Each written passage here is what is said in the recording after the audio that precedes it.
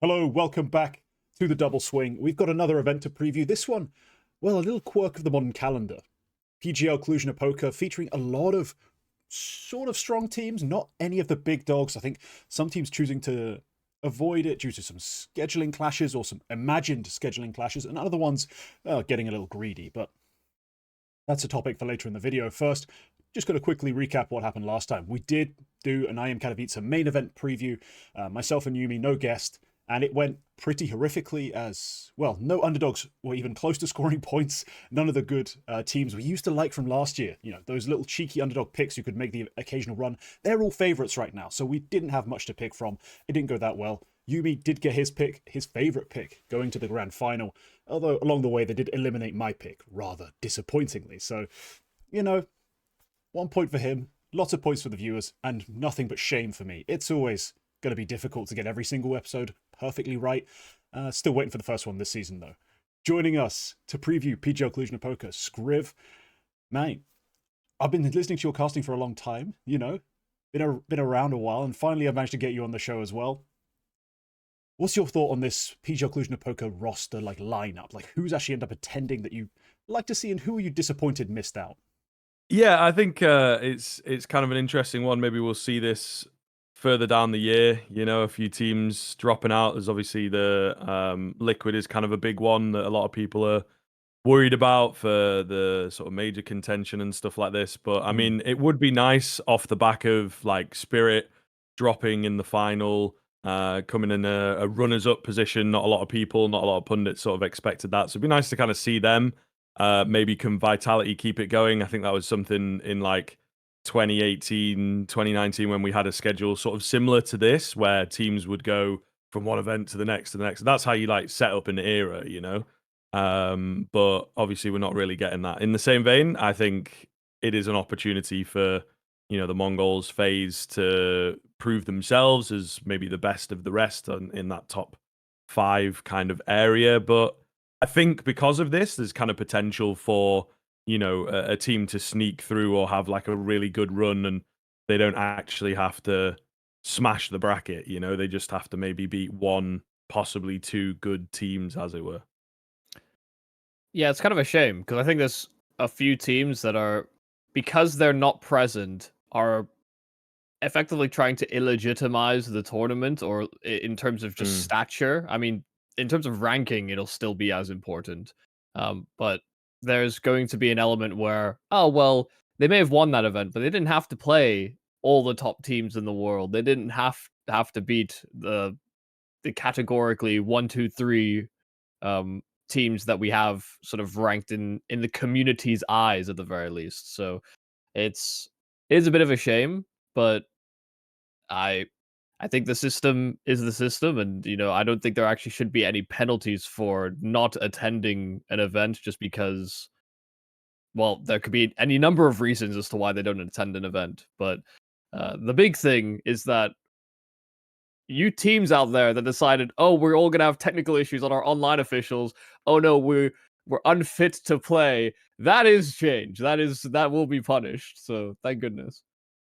Yeah, I mean, my final question on this sort of topic before we move on to the actual picks, all that good stuff. Liquid missing this event could see them dropping below the #1 in the Americas. Potentially put them out of automatic invite when it comes to major time. Do they at that point activate their trap card of technically we're Asian and go try to steal away a slot in that region as well? Like, how do you see that coming to be if they actually do, you know, end up in an awkward spot with the Americas region? I think I it'd be mean, very unpopular, for sure. It's definitely possible, you know. It does feel as well from what we've like heard from Twists and everything, saying that it's not really our decision. That from a management perspective, like Liquid are, you know, one of your older esports organizations that's been around for a very long time. So it's something that they've probably considered, you know, lightly looking through the rules and stuff like that. So yeah, I don't know if the reasons behind avoiding Cluj are kind of like financial, as we're sort of assuming a little bit, and then also from like a principle level, maybe that they're like, you know, we are Team Liquid, we're the biggest brand in North America, really, and we should have some kind of compensation to bring our players, that far and risk their health, etc. It's obviously going to be a more prominent concern, I think, in like an American team and organization is like, where are the players? Do they even know their own health and things like that? But yeah, I think they probably could, to be honest. I'm sure it's been thought about by management and whatnot that it's like we do have this plan B, as it were, if, America's doesn't go so well. The thing is, I mean, the Mongols, by the world rankings, are a number 3 team in the world by VRS. Yeah. So, and they've got quite a significant buffer over Team Liquid. So I don't even think you could really bank on that as like a direct invite slot, unless they fall out of. Think about what's easier to beat, 7 random teams from the Asia scene who are not Mongols, or try to go through an America's Brazilian qualifier, which could get a little messy. Which would be more hilarious for them to lose. Yeah, True. That's fair.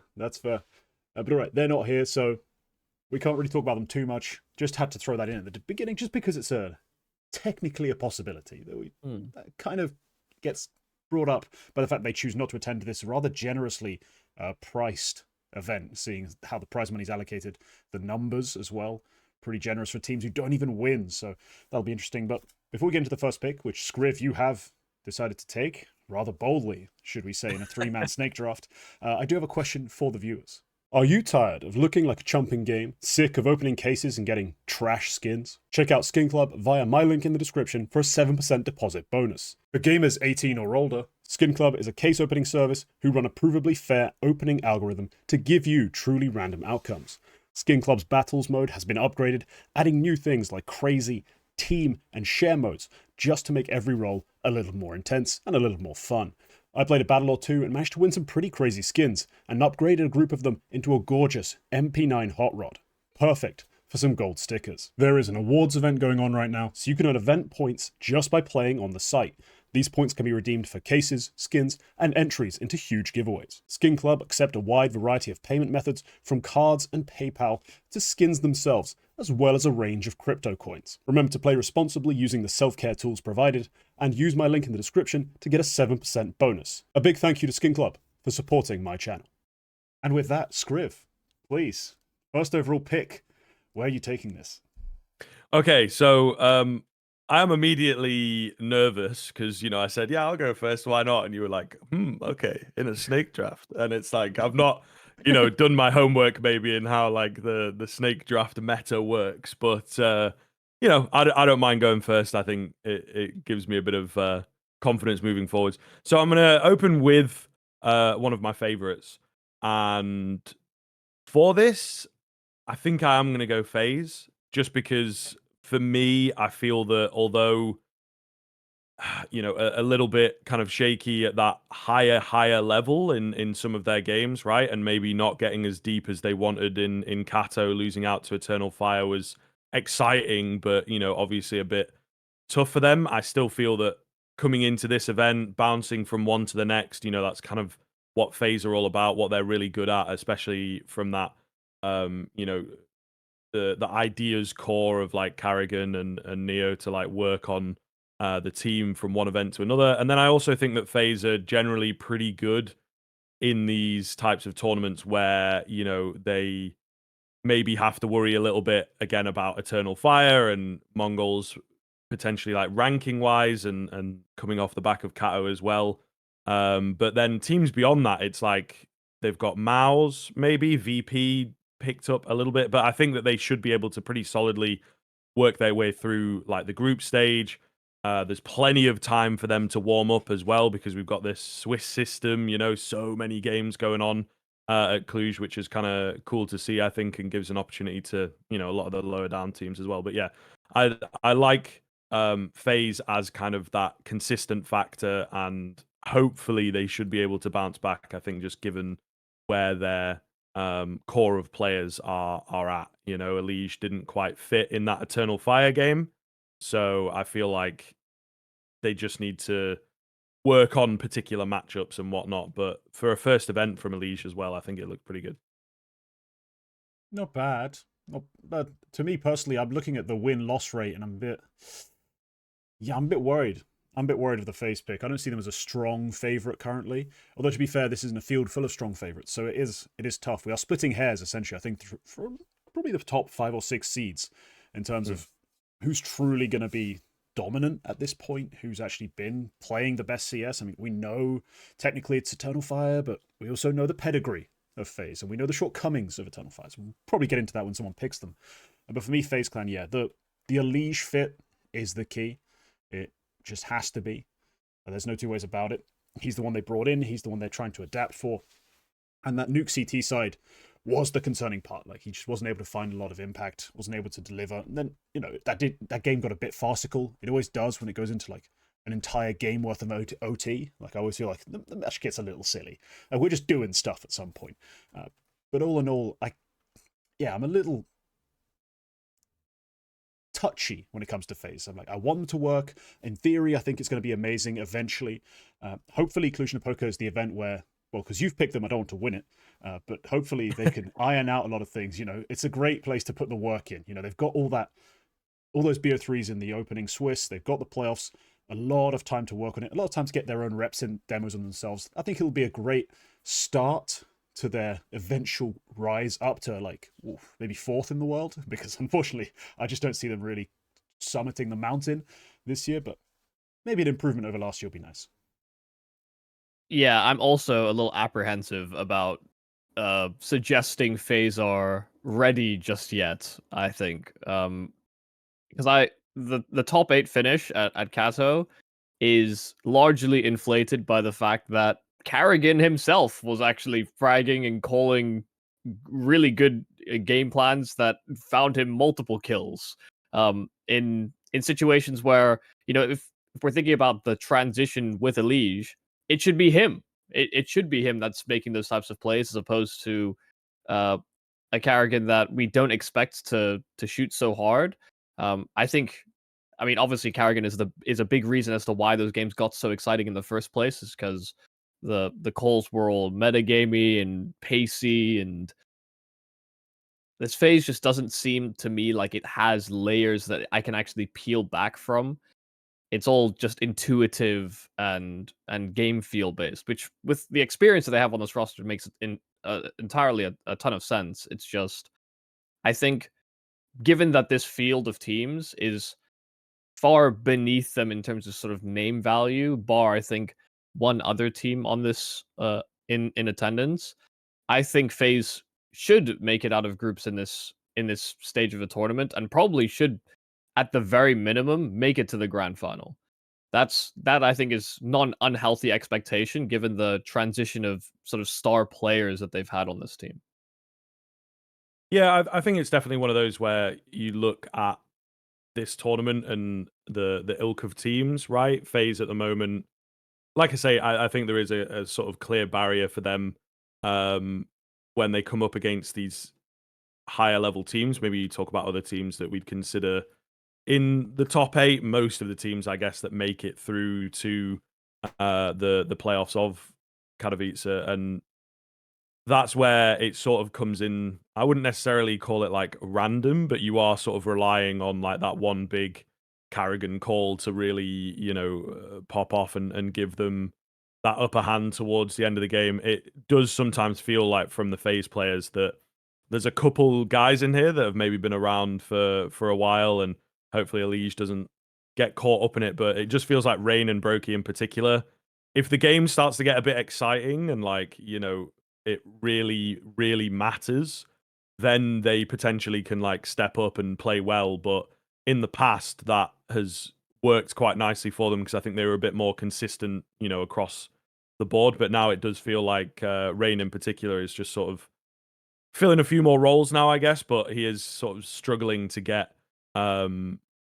into the game, not quite as warm like when those moments happen. But do you know what I mean? Like from a mental perspective, it feels like some of these players are just unsure of how to approach certain maps and games, and you know, sometimes they just start popping off and take it to the overtime and win the 8 rounds in a row or whatever they need. But I think that style is starting to peter off a little bit, and maybe over the past 6 months, maybe a year, a lot of other teams that play against them, again, especially in that top level of, semi-final, final kind of ilk, will give them the respect now. And I think know that FaZe have always got this chance. That's what sort of everybody talks about. So when it comes to like the bigger tournaments, and I don't know, it's tough. Like Cluj is still a big tournament, but some of the teams that are here make it feel like it's potentially not as big. It's going to be in that sort of conversation. But when they're playing against those higher level teams, I think that they do just have a bit of a random factor. Depends on the day, depends on like the feel of some of the players and whether they're able to just hit that extra level that they're always looking for in the exciting games. But when it comes to something like Cluj, I just think that they might be able to rely on FaZe as themselves to just see them through, and then wake up once the semi-final happens. It's like, oh, okay, now I'm locked in, I guess, is the phrase now of I've the reached year. the semi-final. I can have that bullshit rain pop off, please. Yeah, please. exactly. Now we can deal with it. I mean, the rest of the game was fundamental, Unleash, Frozen, shift walking, and saving. Like, it was all good, it all worked. Now we need Brokey to push a smoke, we need Rain to hit a triple D. Yeah. Like, now we can do that stuff, right? That's sort of the energy you're looking for, I guess. You're always at a minimum getting victory. Yeah, you're always getting at least one at a minimum banger map from FaZe, and they don't even have to win that map. But it'll be exciting to watch just because it is so sporadic and random multi kills that that FaZe are just on some BS. They really are. And before we move on, I just have one little tidbit that I started noticing popping out. They played Nuke in every series at Katowice. Every single one. They even picked it on 2 or 3 occasions. One time was picked by Vitality against them, and Vitality showed them how to play Nuke by smashing them. But across those 4 maps, Elige, on his own team's map pick, has a 0.54 KPR. It's atrocious. He's playing like Snacks, basically, level CS. Honestly, put those stats side to side with Snacks over the last years in IGL, they're pretty similar. In terms of the fragging rate, the cast, everything, it's abysmal. So they have a real problem to address in terms of their map pick and their new star player. That hopefully at this event they can address for your sake. Because otherwise, if they keep losing map picks, which is their real problem, because until recently they hadn't won a single map pick all 2025. They keep losing their map picks. They have to keep relying on like third map deciders and upsetting teams on their call, like on their picks. Like that's going to be really awkward. So that's something to lock down, something to figure out. Can I just interrupt? Quickly? We might actually be rating Elige too highly because of how good he was on Vertigo. For the current map pool... Are you saying his stats from last year are Vertigo inflated? I mean, the stats of the past 3 months or whatever, I can't touch those.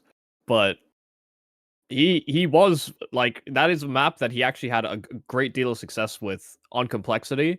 And, I mean, they were a team that actively liked to pick it as well. I think there is a little bit of an inflation on how much we value what Elige can do, because he was just like a hard entry multi-kill machine on Vertigo versus some of the other maps where, he does still put up some decent numbers, but those numbers are far from as high as what he was able to do on the 51 floor map. The problem is he played almost as much Anubis as he did Vertigo and still had a 1.2 rating on Anubis tour. Like he was outstanding across the board. His Ancient was strong. He had a lot of very strong maps with them. Sure, Vertigo's a nice bonus. And I guess you could directly say he's been slightly nerfed and now he has to play Nuke with FaZe rather than Vertigo with KoL, but I wouldn't put too much stock in it. It shouldn't be this much of a gap. There's a bit too much of a disparity between, he was 1.25 on Vertigo, bringing up his average to 1.2 rather than 1.19 for the year, to he's putting up 0.82 on their fucking map picks. That's a real problem. That's just food for thought is all. No Vertigo, no Elige. But all right, I've got the second pick. I'm going to go probably... I'm not sure if it's boring, but I think it's the right pick right now. I'm actually going to take Mongolz. And look, it's not just because, we haven't seen much of them, but what we have seen has been beautiful. That big win, that big result, really, at Katowice is carrying some of it. But the fact that they come out and they beat Eternal Fire and show off that, really, this is the deciding factor between these two teams. Like with Eternal Fire, I'm going to get a lot of firepower. Mostly that's it. Mostly. With Mongolz, I'm going to get a lot of the fragging, but I'm also going to get some really well-executed plays, some well-executed rounds. I'm going to see a lot of theory in terms of how they're playing things out that I really appreciate, as well as seeing players like Mazinho hitting headshots, Techno hitting headshots, Blitz obviously fragging, and 910 slowly creeping into the discussion for that sort of top 5 AWPs in the world. For me, he still has too many very downs with his ups. Like he goes way too far low in those maps. You look just his map by map ratings. It's 1.7, 0.8, 1.6, 1. And that was my entire critique of Wonderful the entire first half of last year, and I turned out to be incredibly right. So maybe 910 has to kind of rescue himself from that trend before I'm fully on board. But the fact that he's able to do that on a team where there is, again, great execution, great individual fraggers. Having touched on Senzu, the wild card of this all, where he's a monster on the rifles, but then also second AWPs surprisingly well. Like he's not in that conversation of top 5 AWPers either, and we're not going that far, but he does actually have a lot of impact with it. So I'm liking what the Mongolz bring to their first event. You know, wins over Liquid and Gamer Legion, Eternal Fire, losses to the bigger names who aren't in attendance. I think they clean up this field.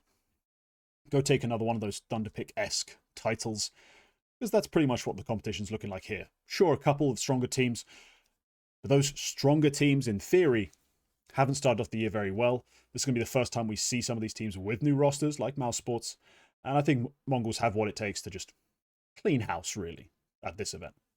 I mean, for them to have made it as far as they did within Katowice, while Senzu, who is set up in quite a few of their rounds prior to the start of this year to be a star player, him showing up with a broken hand and them still making that top 4 is... Oh, we had a broken hand?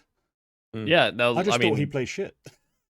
Yeah, I mean, it was in a cast, it was in like a bandage and everything. I wasn't paying enough attention to that. Okay, fair enough. Yeah, so they're a little neutered by that, and I think from what I could tell, there are a few maps where, you know, roles were maybe reverted back to, oh, Blitz is back on the entry, and, you know, we try to shift the dynamic back to the old Mongols so that they're still as explosive. But they went through a bit of an ethos shift in terms of those roles and who's going to fight first, so that those young guys can shine and that Blitz can sort of domineer a bit more of that mid to late round. So I've been impressed with the Mongolz, as have most people.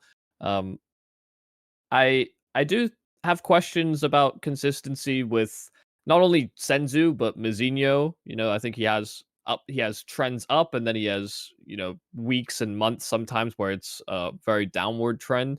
But they are probably the best team in its completeness at this event, if I'm being honest. Yeah, I think lack some of the higher level experience of a couple of the teams that are here, right?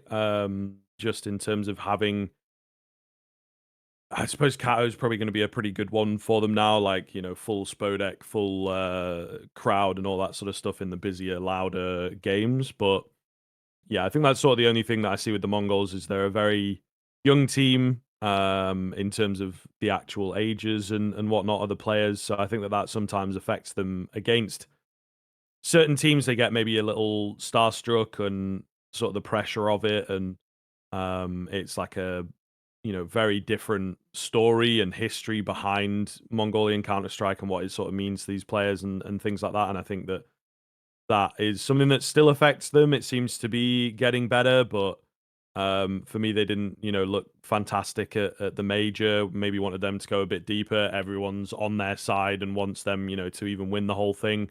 I think that gets them a little bit. So, you know, playing off in Kato, the Eternal Fire game was pretty good. But again, it's like they lose out to Na'Vi, they lose out to Vitality. They're still not quite past that point of being world beaters or being in that conversation. They're still sat in the sort of dark horse kind of position. But yeah, I think the highlight and what we'll probably keep saying as the show goes on here is just the crop of teams that are at Cluj. Again, they should, I wouldn't say easily, but they're in for a pretty good chance of making the final. I think Eternal Fire is their only other worry. If VP rides on their momentum. Might be a tough matchup for them as well. But beyond that, it's like, you know, the next team that you're going to meet is MOUZ, which I don't know that many of us are really all that confident in. With the Spinks edition, to be honest with you, I definitely think it's like a massive downgrade. So yeah, I just think they are a very good team. They need a tournament like this, because this is like a step up, I think, from Thunderpick in a way, just because it has that prize pool, it has that PGL moniker on it, you know, and whatnot. So I think that it would give them a little bit more legitimacy. I also think that this should have like a proper sort of arena vibe going on rather than, you know, the little dome thing that they played in. So hopefully they can make it through to a final and just kind of prove to themselves if they take on a FaZe or maybe Eternal Fire there again, something like that, then it starts to really open up. It's also a very nice tournament for Mongolz to be involved in that sense, because they can just kind of keep scaling the confidence, and then eventually, instead of finishing third, fourth, they'll finish, you know, hopefully in the finals, maybe winning something like a Cologne or maybe like a Dallas, you know, that's like the next sort of step up and already got a bit of prestige there. So I do feel it's like the Mongolz are the perfect example of sticking with the team, believing in the project, getting better event on event, and, you know, slowly scaling up into hopefully being, you know, one of the best in the world. I think we're all behind them. The whole community is a big fan of the Mongolz. Yeah, and I love that you mentioned that they are dark horses, because I mean the Mongolians have a great relationship with dark horses. So for for them, I'm sure they will identify with that themselves as a potential beater of teams.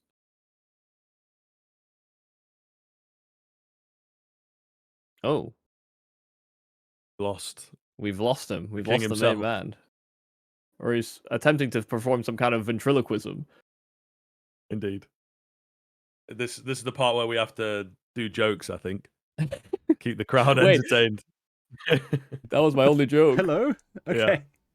All right. I'm back, We're I think. back. Yeah, I don't know what the hell happened there. But right, yeah. No, it used to be our go-to, right? Our little cherished pick was getting Mongolz as an underdog. Now we can't do that anymore. We have to justify them as a favorite. And look, for me, the only matchup I could have any concern about at this event, true concern, not just, oh, maybe if they got it right. I'm talking about a team that's already got it right, is Eternal Fire for me. And Eternal Fire, you know, sure, their ceiling's higher. They beat Vitality. They can beat Na'Vi. But can they do it every game? That's the difficulty, is how often do they reach their ceiling? Mongolz play at their ceiling far more often than Eternal Fire do. It's just their ceiling doesn't feel quite as high just yet. We're still waiting for the kids to take that extra next step. Like, they've taken a lot of steps. It's been quite the development process, but they're not quite ready yet. Yumi, you have 2 picks now, which, take you a lot of ways. Technically, you have the #1 seed open, because we use HLTV ranking. I know that Valve has... I think they do have Mongolz as #3, so that makes them the top seed for them, but we don't care about that. For us, Eternal Fire are still open. They are the #1 seed. Where are you taking this, though? I am going exactly where you think I'm going, and it's not to Eternal Fire. I'm going with the Falcons. I'm buying in early, baby. Oh, there goes my second round pick. God damn it. And it's not really based off of much. I mean, they looked okay. They looked compelling enough, given that it's a new roster, effectively, at Katowice, and they dominated BetBoom online in the Dallas quals. Who, you know, I think there's been an increased amount of stake in BetBoom with Boomich leadership and Axile maybe coming back. No. Nico showed up, Magic Magus showed up, and they just swept them. BetBoom barely got 5 rounds together. In fact, they only ended up with 4. So I'm just buying in early to a stock that I see is rising, even if I may not necessarily enjoy backing the Falcons. I think it's hard to bet against Nico. Yeah, I mean, that's kind of fair. But then, like, you look in the same qualifier, they nearly lost to TNL, bro. You know? Yeah, but it's like, but who are TNL, and why should I have to anti-strat or care about their setups or whatever? And to be honest, when you look down just on a basic sort of stat line, everything's going well for the Falcons. It's not like anyone's really, Ancient, maybe not so much, but like the next two maps do kind of go well. It's just like TNL are matching them somehow. So, and we kind of know how it is, having casted a lot of them. They will just be dry swinging one guy, just running in and being an idiot, but kind of making it work. And that's sort of how those teams function. But I don't know, man. I think Falcons, I can definitely see it. I do like the crop of players that they have. I think that it was like Pimp did a little in between game segment on like Danish players and where he thinks they're going to end up this year and whatnot. And he said that he thinks Tessus will, start to really raise his stock within at least the Danish scene and the Danish conversation around, who's going to be the best player of the year. And I think we're seeing that quite a bit, actually, that he is, fitting in really nicely. So him and Nico together feel like they could be a bit of a match made in heaven, actually. I still am a little bit down on like Dexter and where he's at. A lot of inconsistency there. Is that a personality that like Nico's going to be able to deal with? And also, there's a couple players in here, maybe potentially Kixon is also one of them, where it's like, are they going to be here much longer? Is there going to be somebody else coming in if they can get the checkbook out again, just waiting for those buyouts to go down a little bit, or, the contract to get close to the end. So the team kind of does want to sell that player now, actually.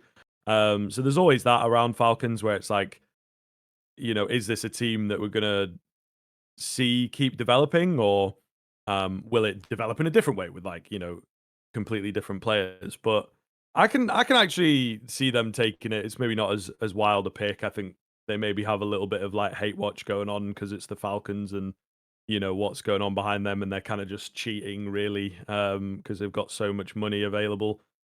But I can definitely see them taking this, and again, it comes into that conversation of like so many of the players on this team, like Nico, Magisk, and then maybe Zonic behind them, are going to be like, we want this win. We should be winning this tournament.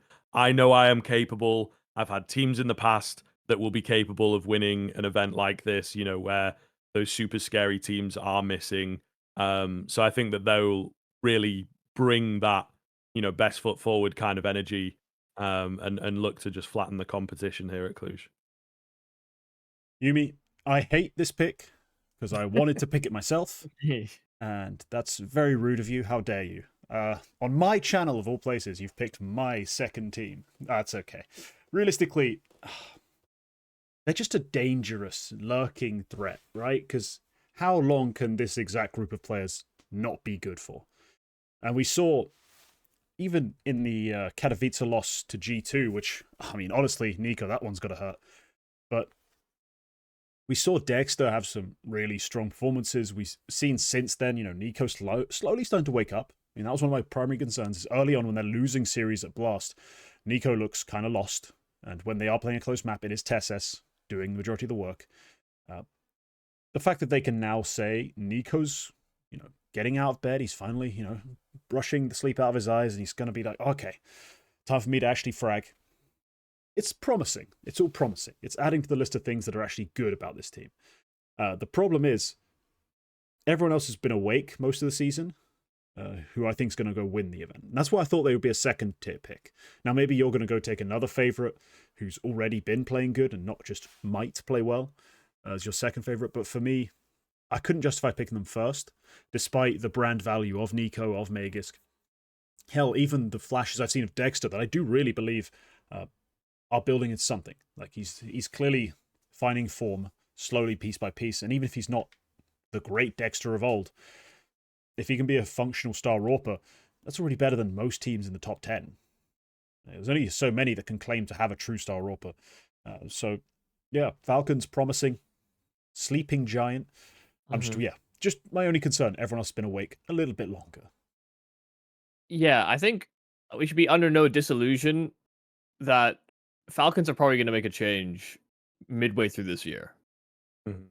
Part of the reason they buy a core is so that they can get into VRS and get invites to tournaments. And after the major, they could very well just bench one of the heroic core members and just get someone else, whether that's Kixan, whether that's Dexter. it's probably not Tessa's, but maybe Tessa's doesn't like the atmosphere. Who knows? You know, there's a whole slew of options. I think the only people that they are, I mean, guaranteed to keep is Nico. You know, even Megis, I think, is potentially vulnerable. Zonic is certainly vulnerable as well. So yeah, I'm under no illusions rather that the Falcons aren't going to try and make changes if this doesn't work in the opening 6 months of this year. So Yeah, I Yeah. think the danger as well is the fact that there is just kind of an image thing around Falcons as well that maybe becomes a bit of a concern. So I think that they might even, make that Munacy move once it becomes available because it'll catch a lot of attention. Do you know what I mean? Like you might be able to step back and say, okay, Dexter is making waves and improving and fitting into the team and whatever, but like everyone expected Munacy to sort of make a move with Nico, rumored a little bit. Now everyone's like they're going to be after him. Surely they, going to pick Munacy up. So I think they might also just make a few moves that are not necessarily the best for the team, if that makes sense. Like in the long run, or if you weigh it up properly, kind of thing. I think we might see them like just try and get a few PR moves going as well, which might be a bit interesting. The thing is, though, is it not a strategy if you're Monacy to stay consistent, stay at a level where you know your team is going to be still in attendance of these events, still a contender for them, and if the Falcons flop and fail, every time they reapproach Monacy after that fact, is his price not going to be higher? Are they not going to value him as much? I mean, he was second in the world this year, so maybe this year is the best chance for him in terms of negotiating a larger contract.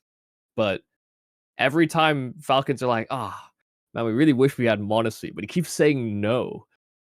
Maybe the fourth or fifth time around, the checkbook just gets bigger and bigger for a guy that's still very much in the sort of founding stages of his career still. Yeah, I don't know. Again, It's some then food just for a question thought. of whether it works. Yeah. We'll see. Is he just not as good, or is he trying to tank his stock? We'll never know.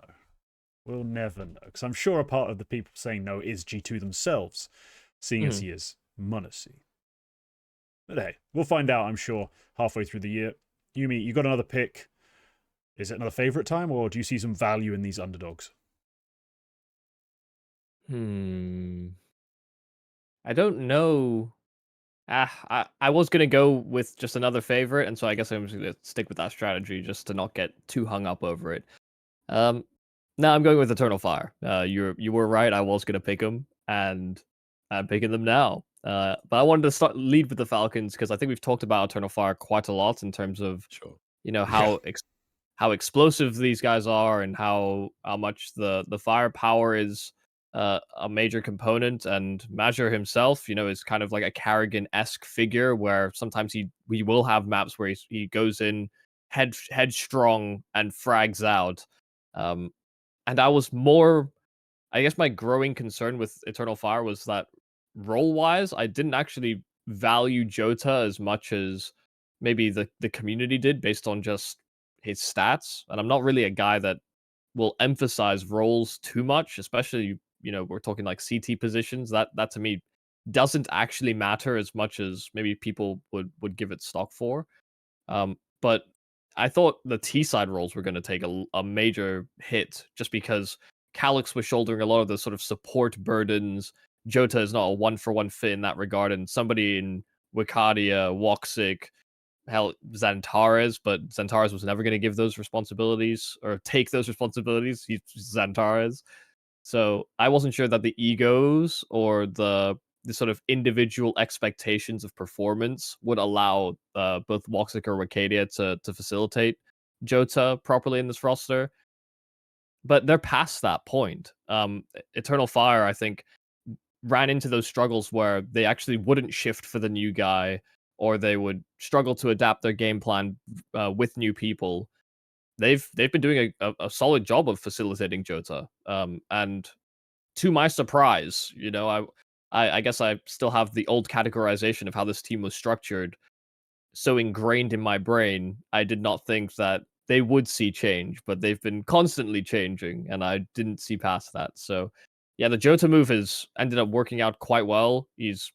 I didn't think he could, pull up in the late rounds and clutch back moments and hit multi kills when they needed in like a 3v4. He's finding that kind of impact on this team where if Xantares is falling short, they know they have another guy that is kind of, he is not as explosive, but still a sort of a secondary firework that they can shoot at the enemy team. Yeah, that was the danger, right? The firepower of Jota added on to what they already had. And just something I want to touch on, because I feel like he kind of gets a little underrated now somehow, despite what everyone has watched with their eyes. MIBR really frags. Like, in clean moments, you'll find T openings that are just filthy. And he'll hit ridiculous shots, and it's more than just, he's doing the Karrigan thing. Because Karrigan, it's like 1 round out of 30, and he ends up 17 and 31 in a 32-round map, that sort of thing. MIBR just had some legit fragging performances, just outright, start to finish for this team. And that's made them, at times, unplayable. It is unplayable. When MIBR is doing like almost a sacrificial role where he's supposed to kind of die and you trade and it gets scrappy, but you got this space. When he just walks in and kills 2 people, as a CT side, you're kind of stuffed. Round's over. So the fact that they have that to add on top of everything else, with Jota finding his flow and Wildcard still having strong maps and Xantares being Xantares, yeah, it's piles and piles and piles. It's so hard to play against when it works and when they are on point. Because when they don't hit those shots, and you're like, oh, okay, now we have to reconstruct this round from the mid round. We have to try and figure out how we're going to exec late. Well, things start to get a little discombobulated, a little discoordinated. And that's where the problems happen. That's where you're like, MIBR could do more in terms of the calling. Maybe he needs a second voice to help with those rounds. Historically, a lot of IGLs have had second voices that have helped mid-round to late. Maybe they don't have that, and that's why we see these sorts of problems. But overall, yeah, firepower-wise, undeniably, they have the ceiling of champions here. It's just how much is their floor going to get in the way? How often are they going to stay at that ceiling point? Because I think if they play off of it, I'm talking 4 or 5 favorites can upset them in a series. Hopefully for them, it's in the Swiss stage and they can recover, but those playoffs are dangerous. I don't know about you, Skriv, but I'm concerned about their peaks and troughs. Yeah, absolutely. I think one of the problems that Eternal Fire are probably going to start running into now that they are performing a bit more consistently. I remember being on like an episode of Snake and Banter a while ago, and I had them as my good point, and Maui was like, I don't really know, man. It was like around the time of the last Pro League. And since then, they have found a bit more consistency, and I think now they're a team that have maybe skated through with sort of going under the radar a little bit. You know what I mean? The top teams are like, got to respect them. We know they have fragging powers and Taras exists, all this kind of thing. But actually, when it comes to like the calls, especially, it is very, very simplistic and playing around that X factor and someone having an explosive moment and all this, the words that we've kind of used. So I think now that they are hitting more of a stride, they're going to have a bit more attention paid to them, and it is maybe going back to like the Space Soldiers days of like them being an upset team, them being a team that if they get that one win, they're in a really good spot in the bracket and they can break into the playoffs and whatnot. But it is just, again, getting a little bit better for them tournament on tournament. So I think the next 6 months are probably going to be quite difficult for this squad. And they need to maybe reinvent little bits, not entirely of the wheel, but, just sort of use it a bit differently maybe, and have a bit more variety in there or bring a bit more depth to their game. But I do feel that that's something that they have maybe years ago now, but tried in the past, and it doesn't really work. When there's too much to think about, some of these sort of Turkish players lose some of that fragging prowess, lose some of that instinctive autonomy that they have as individual players to just sort of make the plays within a round. So, yeah, I don't know. I think Eternal Fire are going to have quite a clear ceiling. Again, a tournament like this definitely is doable for them.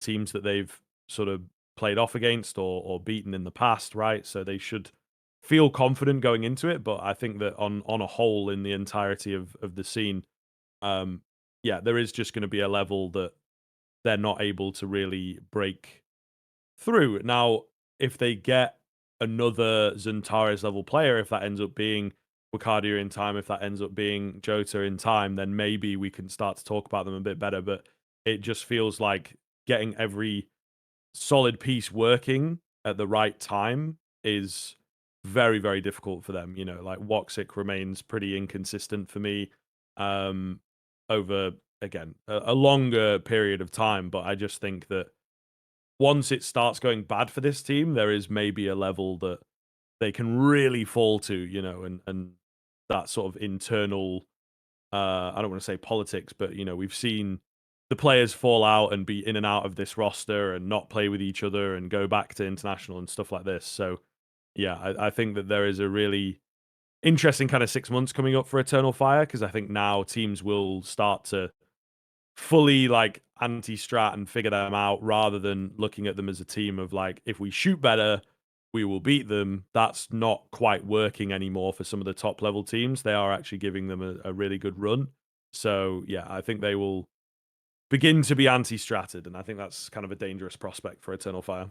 Hey, listen, all I'm saying is that Woxic might be the best AWPer we have in the scene right now on train. Woxic's back on that map. Yeah, on train. I feel like I have to add that little underline there. I do agree there's a bit of inconsistency in Eternal Fire, and they are very much they've got to hit their stride during a tournament. If they've, if they've got the ability to bounce back from a lower bracket, they probably will end up having to do that.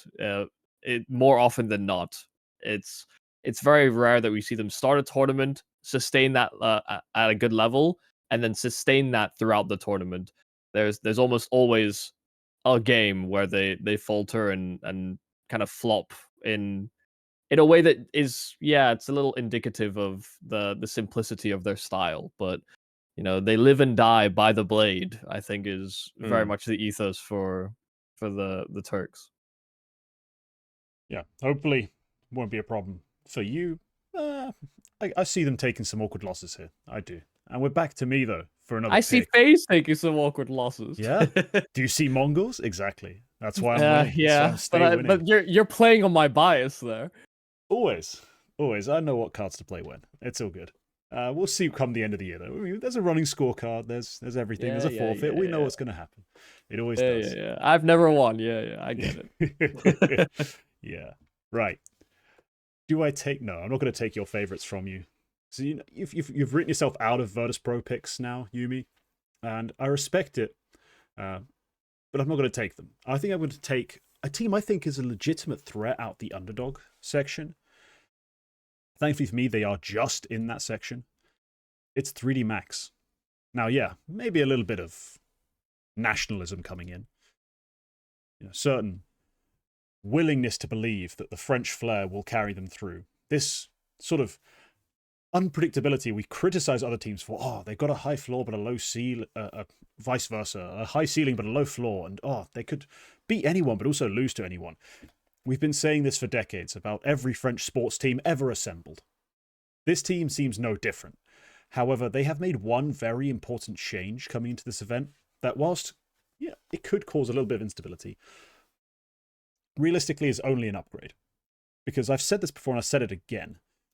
Joko, in this iteration of 3D Max, was doing nothing Gravity couldn't do and do better. That was always my problem with him on the team.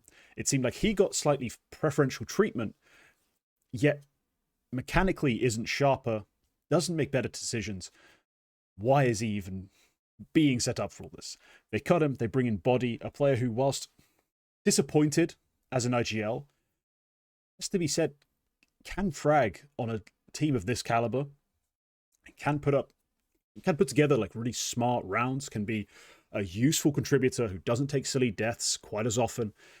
All around an upgrade to Joko, I think, aside from maybe his ability to flick to a head.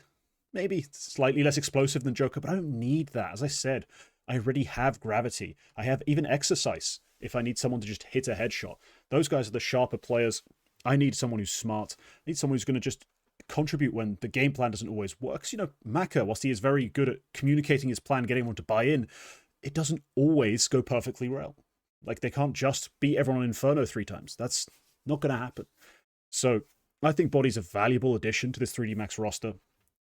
Addition by subtraction in terms of removing Joko, who I think just takes up space, but also adding a very valuable piece in the French scene. 3D Max will surprise people and will make a run through this tournament. Make a grand final, maybe a bit of a push. But top 4, as an underdog, that's a point, and I think they've got that in the bag.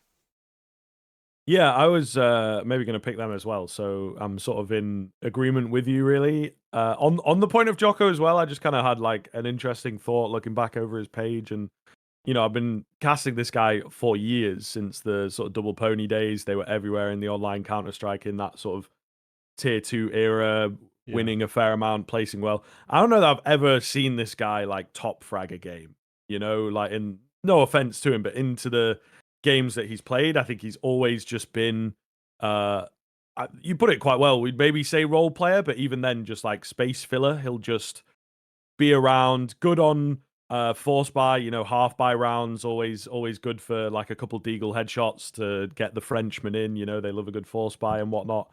But I think when it comes to breaking that ceiling and starting to compete properly, I don't know that he was necessarily cut out for it, you know what I mean? I think that he kind of has his place, maybe not as greedy of a player that he needs to be, and you know, as strong of a player that he needs to be against the best teams in the world, or even the sort of gatekeeping teams of the world. So I actually think 3D Max probably agreed with you. It's like, man, he's not actually that good, but we just need the body.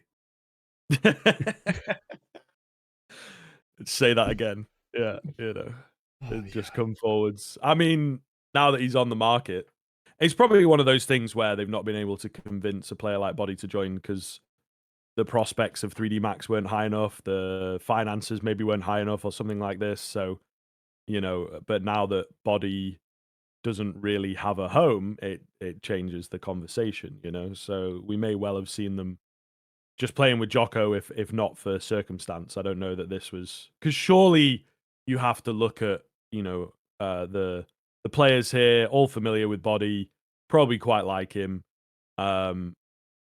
I think it's transitioning into IGLing and whatnot the past couple of years has been really quite solid. But yeah, I just don't know that they would have been able to convince him to join them again, you know, after he maybe feels that his prospects were a bit higher. I like 3D Max. I think they definitely could take a few upsets here. They've hit the ground running with Body in as well. Yeah. He'll fit like a glove for sure, but they've already qualified for Dallas and qualified quickly and cleanly. And so, he fragged like crazy in those 2 series, Yeah. so that's exactly what I wanted to see. I didn't realize that had happened, actually, when I made my point. I then checked the page, see he's got 6 maps with the roster, checked which ones, like, oh yeah, right, they played that quali, and he played, well, clearly very well. So, no, I think everything lined up nicely for me on that pick, beyond my even wildest expectations. So, Skriv, you now have 2 picks. Finally, we come to picks.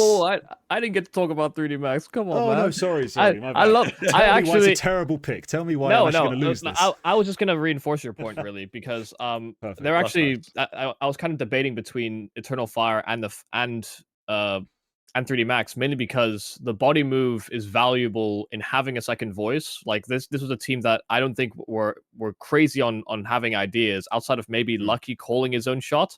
And having somebody that can bounce ideas off of or serve as a secondary caller has actually proven to be invaluable in a lot of teams. I don't think there was large voices. Joko doesn't strike me as an ideas guy. Gravity doesn't either. And so you bring in someone that's cold, is familiar with both Lucky and Exorcist from when he was on Heat like 3 years ago, and you actually have a piece that should fit pretty easily. You know, there shouldn't be any strife with building upon what Body has already, I guess, ingrained in some of his older teammates from before, but then also providing a bit of extra firepower. You know, I actually couldn't believe that Body was going to be called back into the French scene, given how much time he'd spent away from it, you know, building his rapport as an in-game leader. I'm thinking he's just gonna go back to just fragging? Like, that's fun. That's exciting because he did just have sometimes these series or maps where he would just take over individually, and it's usually in more of those sort of chaotic games where, he actually wasn't getting star power from his team. Yeah. Fun to watch. Hopefully, it all keeps on going in a positive way. I'm betting on it. But as I was saying before, I remembered Yumi need to say his piece, reinforce how great of a pick that was. Thank you very much. Skriv, you have 2 picks. So finally we get back to you after taking the #1 pick. It's a little sparse there in terms of the teams available, but hey, take your shot. Who do you like? Now I am perhaps understanding when you opened and said a bold choice. Maybe now I'm getting it. So, second time I'm on, I'll play a bit more tactically and just metagame the snake draft. But no, implying we'd bring you back. well, I don't maybe depends on how well I do, I suppose. If I perform too well, this is the thing. You'll never invite me I want to back. win. So if you do well, then I'm sorry, you're never coming back again. I think with what's sort of left, I'll move for a favorite first. It really comes down to, I think, those 3 teams that still remain in the higher bracket. For me, at the very least, you maybe have a couple that are a bit further down, like MIBRs, maybe Big, if it all comes together, could start to be in this conversation. But with where they're at and where it's very nicely split for us, I suppose, the top 8 and the bottom 8 in terms of seeding, you've got like, I don't know, it's tough. I think I'm gonna go VP.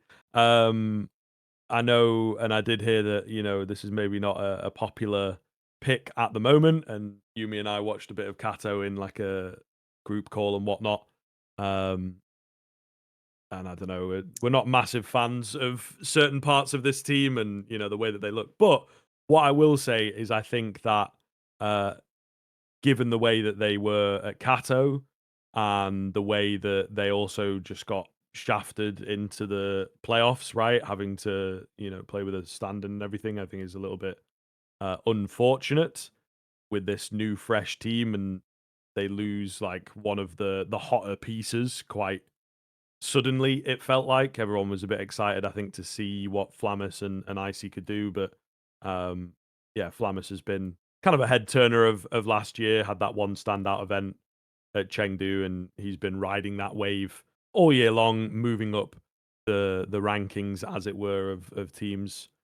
So I think VirtusPro, for me, there's still a few issues in there where I'm not really sure how confident I am in the calling of Electronic and how that's working for them, whether or not it's good enough against these higher level teams. The G2 win feels kind of nice, but this is a G2 that's sort of hemorrhaging a little bit.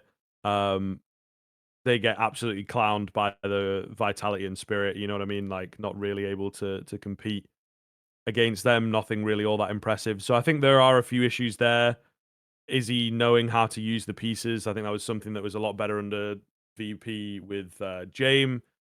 Before kind of Electronic came in, is it felt like, Flit and Fame were the ones that were set up and really in that. Now there's maybe a bit too much going on where you have these newer players that are cool and we all want to see what they can do, and they do have the ability, but it's like, who's like the supportive element, the Norbert element of this team? Is it going to be Electronic? I don't think he really wants to be that guy either. So, there's a lot of like clashes in terms of resources and who is the star, who is going to get those favorable kind of roles, particularly on the T side. But that being said, there's a lot of firepower here if they can make it work. And I think Electronic wants to take the style back a couple of years, maybe even sort of more than that, to this just very fundamentally sound kind of team. Get everyone in there. Icy's a little bit more confident, or, well, like forward facing. I think Jane was always confident in his style, but like just a little bit more proactive, which you maybe need from the AWP in today's game. So I think they're a good side. They have a lot of very solid pieces. If they can get these individuals working to their ceilings and whatnot, then they can definitely compete here. I'd probably put a little caveat on it, right, as maybe we're getting into the rest of the field, as it were, that they'd maybe make like a top 4. I think if they go further than that, I'd be pretty surprised. Again, they just seem to run into a team that is hard to play against, and then they don't really know what to do. You know, there's just no game plan for if they know how to counter that particular strat or they're able to shut down this individual player. They just kind of keep playing the same way and hope that something changes, and then it doesn't, and suddenly they've got 5 rounds and that's it, you know? Yeah, Flit's on fraud watch for me. Oh, is he So back on? yeah. No, I mean, he He's on, barely then he was left. off, then he's back on again. He did escape it for a little bit. But the thing is, I only have seen glimpses of what Flit can still offer to the top level of Counter Strike. I still see so many, and this is mainly the observer's fault. You know, if I'm just ever watching a VP game, I will see a Flit whiff on a near guaranteed shoulder to shoulder swing probably every map at the minimum, maybe 2 or 3 a map at a minimum. And listen, the reason that you get to see it from via the observer is because it's such a favorable duel. That's what the observer is like. You know, our observers are actually very good. They are instinctively like, okay, this guy swung wide. There's a guy right behind him. He was likely to trade. They want to capture as many kills as possible. No. Flit will always let you down on fights like that, and especially when the game is at like its most important stages. Flit does not step up in those moments. He's not that guy for me on this team, and hasn't been for some time. And I don't consider electronic firepower anymore. Mechanically, you look at him eye test wise, he's a toe shooter and a big whiffer in late round situations. Like electronic for me has lost the allure of, oh, he's like a fragging guy that's got ideas, an in-game leader. I have a lot of reasons to dislike this VirtusPro, but Flamus is not one of them. Icy, as much as I've maybe critiqued him in the past, is actually not one of them. I don't think these guys are in I guess as important roles to make those big mistakes. But Flit and Fame, when they play the extremities, they can either dictate their own pace or they can cull resources or whatever. And I feel like even when they're given those resources, they very rarely perform. I will say Fame has seen an uptick in his performance since the electronic move to in-game leader. But yeah, I just feel down on how good these players can be and what they've actually been offering us up for the past couple of years. I think, to be honest, they need to probably replace Flit and get somebody that actually has greater mechanics, because I think he's lost them. I think he's completely out of confidence. Well, you know, the obvious solution always presented by absolutely everyone to any Russian-speaking team exists in Team Spirit's Academy. I mean, He is getting outshone on LAN by his AWPA right now, but whatever. I guess only one person who actually did the analysis could point that out. But there are 2 other quality pieces on that academy. But whatever. VirtusPro. More importantly, I find this pick problematic because you've openly challenged my underdog by picking them. They are opening round matchups. And the problem is 3D Max are going to pick Inferno because VP will allow it, dismantle them on Inferno, and then win one of the next 2 maps. Probably. Probably the next one. If it goes 3, they'll win the 3rd. That's just going to be how it is. So they'll have to start 0-1, which is going to be difficult. But I do want to point something out about Electronic. In his favor, he's playing the sort of sacrificial, I'm going to get traded IGL sort of roles, whilst also throwing out like a 40 firepower rating, which is built off of like, you know, actual damage, actual kills, things that most IGLs in this spot really can't achieve. So I think he's doing he's going through the right motions to being an IGL for a top team. He's trying to do the right things. And I see him playing, like, for example, the train setups he has with Flamus. I'm like, yeah, it does kind of like swing on a pendulum as to who's actually being set up. But there's clear intent, there's clear chemistry, and there's good util sets to also go with it. There's things that make sense about the way I've seen Electronic, specifically himself, playing within this VirtusPro. He's doing the right things. Flit, yes, might be washed. He might be entirely washed. I mean, you were correct to put him back on the fraud watch because, yeah, no, he might be entirely washed. I'm not sure what's gone wrong with him. Maybe he's got a girlfriend. I don't know if he's had a girlfriend the entire time. Maybe he's got 2 now. Like, can he not prac anymore? Too much time having to text. Yeah, what an idiot! Stop loving people. Win Counter-Strike games. That's the secret. Hatred shall fuel you. You don't need this love. Come to the dark side. Your jerseys are black now. It's cool. Get yourself a red mouse and you're all set to be a Sith Lord, Flit. But in the meantime, yeah, maybe kick him. Maybe go get someone else. I'm not sure who you're going to actually go for, because I think getting Kyosuke out of Team Spirit Academy, as much as I'm joking about it, isn't financially viable for a team, especially one that doesn't have the same betting sponsor. Keep an eye on those sorts of transactions in the Russian scene. So no, let's just say that VP for me are funky, fun. There's certain things I like, especially Flamus and Icy. I like that they've been playing in Fame. I always love to see a comeback from one of my prospects. So his uptick's nice. But overall, I do think they're very sus. They're on very shaky ground. And those wins at Katowice, which in theory look nice, do come against teams which I think are vulnerable.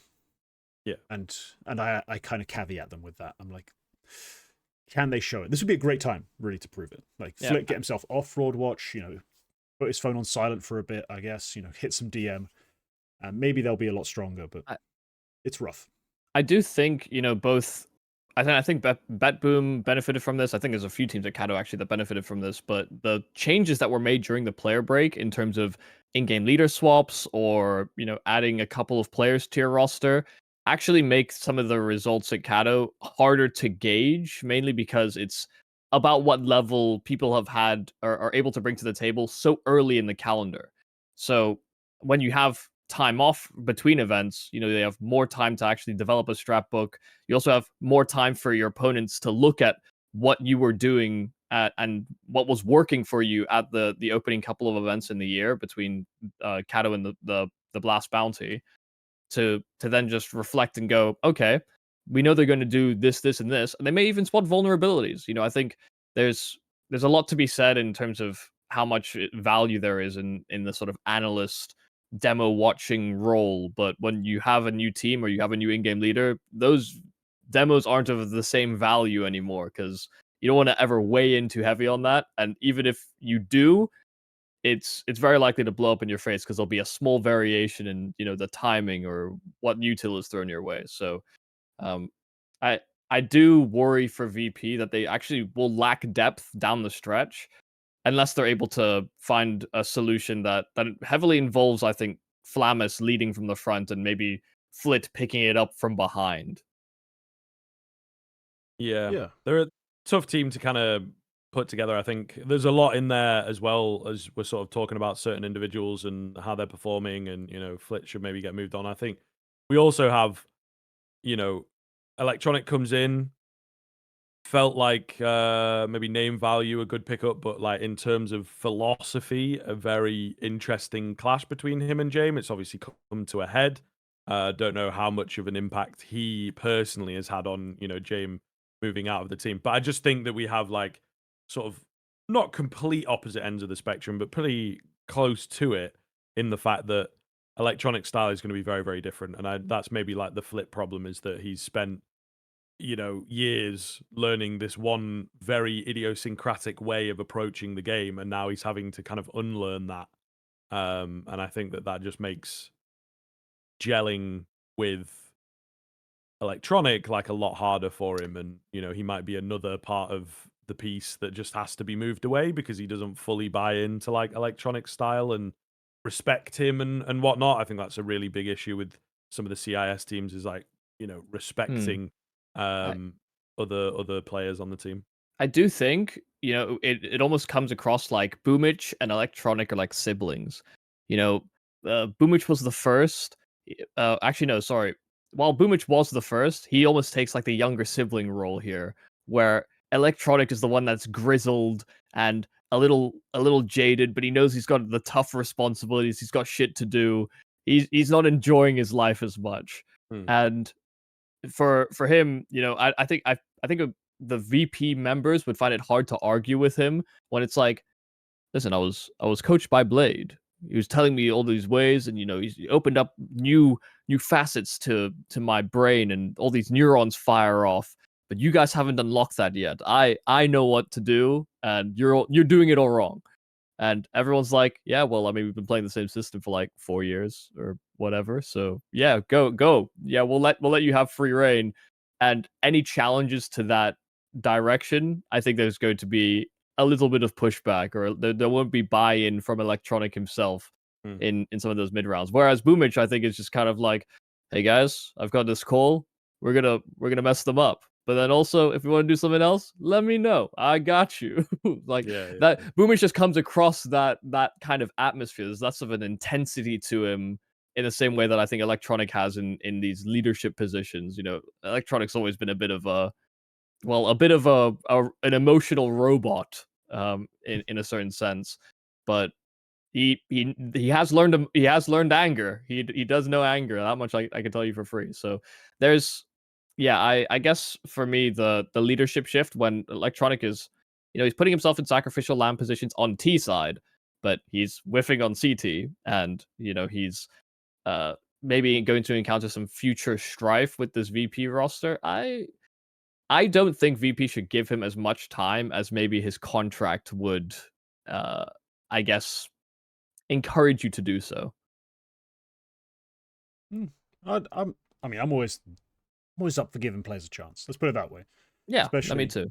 Especially one when, as much as I discredit them, if you're the org, you do have to look at those 2 Cato wins and be like, it's better than what we used to do. It's a market improvement. Yeah. So, yeah, maybe they'll need to buy into that. But Skriv, you now have one more pick. Yes. You've got only underdogs left to fill. And, you got some options here. I mean, right, Imperial FE. I mean, that's still there for you. Tantalizing. Well, could do. That's convincing, very convincing. I think I don't know. I think, to be honest, it's like, I'd maybe even not want to pick like Saw or KoL from that kind of level at the moment. What I will say is I don't know whether I'd argue that 3D Max. I'm not sure how the system sort of works. I was gonna maybe pick them as like a sneaky favorite. Obviously, you've already gone for them, so kind of based on that logic, I'm not gonna dip too far down. And I'll probably just go for Astralis because I think that's got to be like a safer. Ooh, they're in our favorite section, unfortunately. Oh, okay. In right. both VRS and on HLTV. So okay, you need natural underdog here. So we got Imperial FE, Saw, KoL, FlyQuest, Wildcard. Yeah, big vetoed out. Okay, fair enough. On that case, I'll probably go with Big. I think in terms of my first underdog decision. They kick off mega early against MOUZ. That's crazy. They're gonna hate that. I know players don't like starting early, but on all seriousness, I think that for me, they tried a little bit of an experiment, right, where they bring in Rigon, bit of a different energy, trying to rewrite the DNA was sort of the line that I kept taking, and he just as a person has that sort of very contagious energy, and try and lift you up and let's do something a bit more free flowing. I think that Big are the epitome of what you think German CS would be like at their core. Very structured, very sort of theory based. They've worked on it. They don't move away from their initial ideas or their initial philosophy. So that just didn't quite work. But I do think that bringing in Hyped and QB feels decent. QB maybe hasn't stepped up massively. Do you necessarily expect him to? I don't think he's that kind of player. Again, he's another player that's going to fit the system, that's going to listen, that's going to try and help create space, or maybe indeed create space himself and whatnot. He's not looking to be a star, and I don't think that he's necessarily ever done that.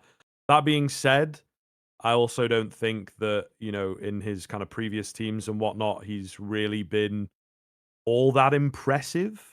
He's just kind of existed, another, maybe we talked about Jocko earlier, very, very similar kind of player. Hypes looks really good, so that's cool. Alternate attacks, he was, pretty impressive for me on that sort of stint that he had there. They were pretty hot towards the start of 24, I believe. Didn't really carry on for them into the end of the year. But, I like the newer additions into this team. I think that Big are always one that we watch, and you never know what they might be capable of, what they cook up behind the scenes, and what little fun thing they invent, or what map they all of a sudden, bring a completely different look to. But yeah, I don't know that they'll go super deep, but they could, opening up against MOUZ, take them down. Boom, you've got one in the column.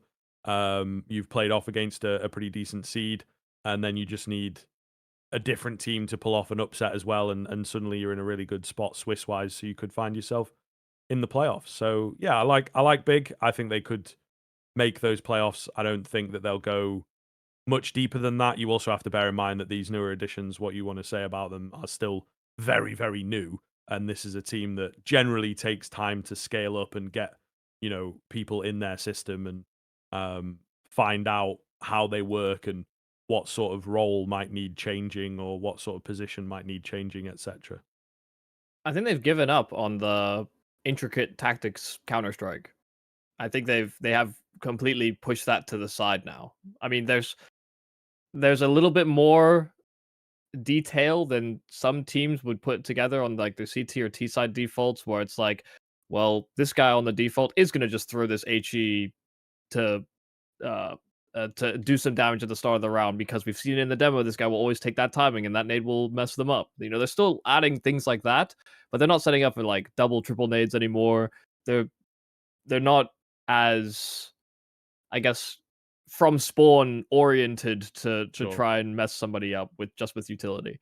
I think tabseN unfortunately has, as much as he was reluctant to do so, taken over entry duties. I don't see anyone else really on this. Oh no, sorry, it's between JDC and him. But JDC, since being thrust more into those positions, has actually suffered quite a lot for it. This guy was actually such an incredible player to watch in mid rounds that allowed more space for Crimbo to clutch rounds for this team. That's why they were such a fearsome duo for even during the interim period where they had Rigon and Searson and transitioning.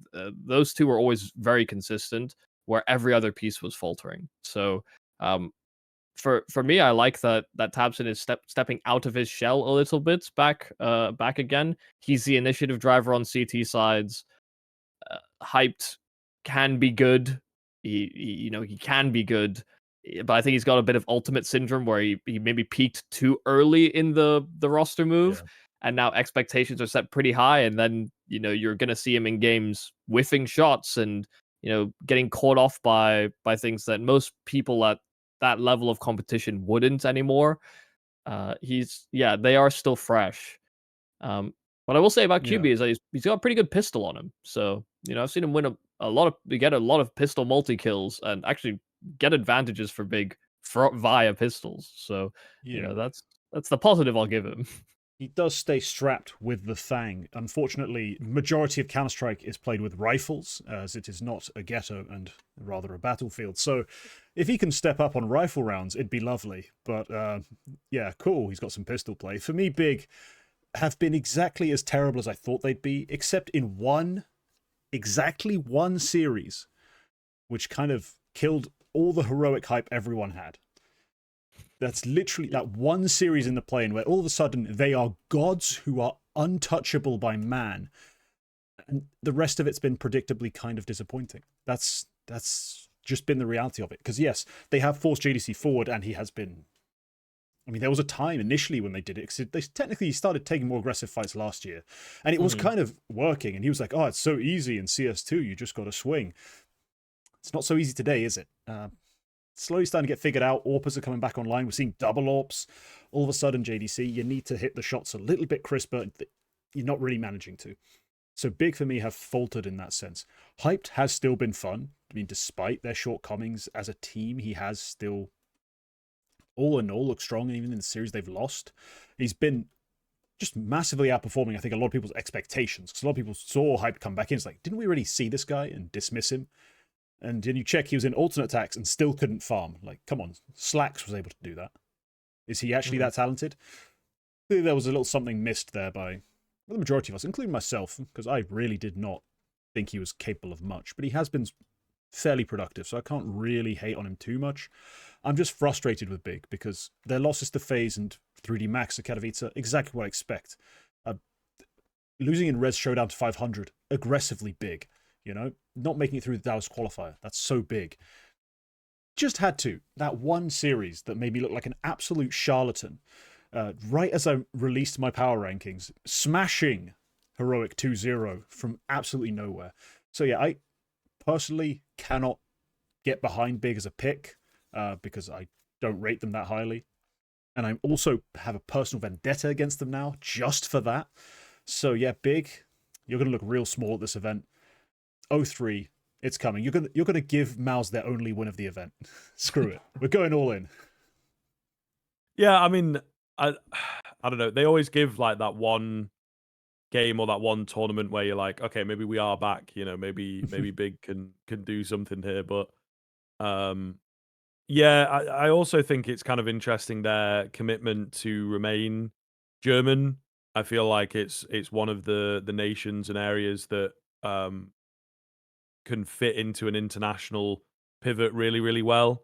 You know, English is very commonly spoken, and a lot of the sort of surrounding countries are maybe familiar with like the German system or might have dipped in, you know, a lot of the maybe Benelux region or something like this. So I do find it interesting that they really try and stick with the German players, the German speaking and all this kind of stuff and not try and move away from that, I guess is probably like a brand thing or like a, you know, fan type thing that they are the German org, so they keep all the German fans and no one gets annoyed at them for moving away from that or whatever. Also, what I will say, like, I think QB's the one player that sort of still stands out a bit awkwardly. I think the JDC, yes, they maybe like doing it last year, but maybe it's also part of the reason why they pick up QB here is that he's filling a little bit more of what JDC used to do. So again, they're like really trying to duct tape over a few of their problems rather than really building like a decent team. And I think that comes from just sticking with the region because it's like the German scene is still pretty big and they have, you know, plenty of teams going on and tournaments going on nationally, but I don't think that they have enough of those players from those teams and tournaments that can compete at the highest level. So, you know, the jump between an alternate attacks and a big even is pretty massive, and they do generally take a risk when they pick up a player from that team. Will also say I think a massive blunder from them, you know, to not give Slacks the chance, you know, into this team and play with him when he was in that good run of form, to be honest. And the fact that he's like never been on this big team ever is a little strange to me, considering they've given, you know, Searson a good few tries. So yeah, I think they're a good side, but they just don't help themselves. You know what I mean? Sure. I think that's one of the issues that Big have as like an org. Is it team based? Is Tabson like, you know, I don't know if you guys know whether he has a big say in who gets to play for the team and who doesn't. I'm not quite sure. I'm sure he has a decent amount of influence. But what I will say on the Slacks versus Searson thing, Searson was better than Slacks for basically his whole career. I mean, Slacks was so mid and the same player that he didn't see any development in EU for like 3 years. And it's only since he's jumped over to M80 that he's actually started to look better and more confident, kind of leveled up his game in a certain degree. So yeah, he hit a stride on alternate attacks for a little bit. I think that's what drew the attention of M80. You know what I mean? So I'm sort of talking around that time that it's maybe interesting that Big didn't, you know, be like, put Searson on pause. Let's try this guy. We can easily pick Searson back up, it seems, because, you know, we have a decent relationship there, I guess. You know, so that's all I'm saying. That I think it's maybe a little slow moving from them, or not quite as finger on the pulse as we maybe think Big are with some of the German players. But when you, I don't know. But when you're so familiar with the German scene and you've seen how bad Slacks is for so long, just having a good period of green does not make up for all of the shit before. I rate Slacks quite highly now, but let's not pretend like he was the god, like a god emerging out of the Germans, out of the domestic region. So, Whatever happened to those stories of a German Zaiwu? Am I the only one who remembers this? I There don't were know what you're rumblings, talking there were about. stories, maybe prophecies even, of this young German kid like streaming, playing like pretty high level pugs. Someone maybe in the comments will remember what I'm talking about. Yeah, there was these stories, and it's like, oh, and Tabson's been talking about this kid from these streams, and we've seen him. He's so talented, but nothing seems to have come of it. Clearly, because Big are still mid as hell, and there's nothing new as far as I can tell in the German scene at all. So, no, maybe those are just, stories that I invented, but I don't think I did. I'm sure it's cropped up at some point, but I don't remember a name. No, neither. Oh, Maybe they do need that as well, though, because Zaiwu kind of saved the French scene from imploding in on itself. I think okay, so I think I found him. I think it's his name's like AJ. He was like high rank premier, I think decent face at Elo. He's like 13, 14 or something. That's maybe who you're on about. Early then. Might be. Maybe they're ready to get him on Big Academy, but he needs a couple more years. I don't feel like this was a new story, so I thought by now he'd be like, Don Cage. But anyway, I don't know. Yeah. Well, he's on Navi Youth. The guy that I'm talking is about, he? so, yeah. Okay, hold on. Maybe the Big did blunder. All right. Put a pin in this, for 2 years down the line when he's Listen, a bit more developed. Not everybody has an academy team and then a youth team. Not everyone is like looking. True. I want to find to do that. I want to find the next 12-year-old that we can induct to our system. Like, they've had Navi Youth forever, and it hasn't really, honestly, gotten the best academy at any point, really. Like Navi. Like, currently, we have Spirit draft, like just finding absolutely everyone who speaks Russian who could ever be good at Counter-Strike. Like, it's actually absurd. Is this what like you're saying, Michael? Where it's like they have Navi Junior, which are like the academy team, then they have Navi Youth, which is like it says on HLTV it's still Snatchy doing it, but I don't know about that. It's literally just they want to find children that they can mold into good players that they can potentially sell on. That's I imagine part of the business model. Wild.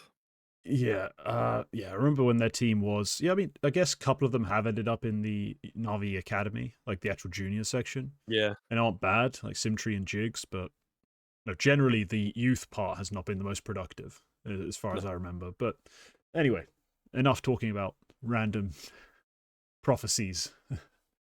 Potential German saviors. Let's talk about my next pick. So I still have a favorite and an underdog to take. Yep, you do. We are almost an hour and a half in. We are doing a monster episode. Yeah, well, this is what happens when you get me Cluj-Napoca. involved. To be fair, I will pad your runtime. Don't you worry. Where do I see more value? I mean, these underdogs are dire.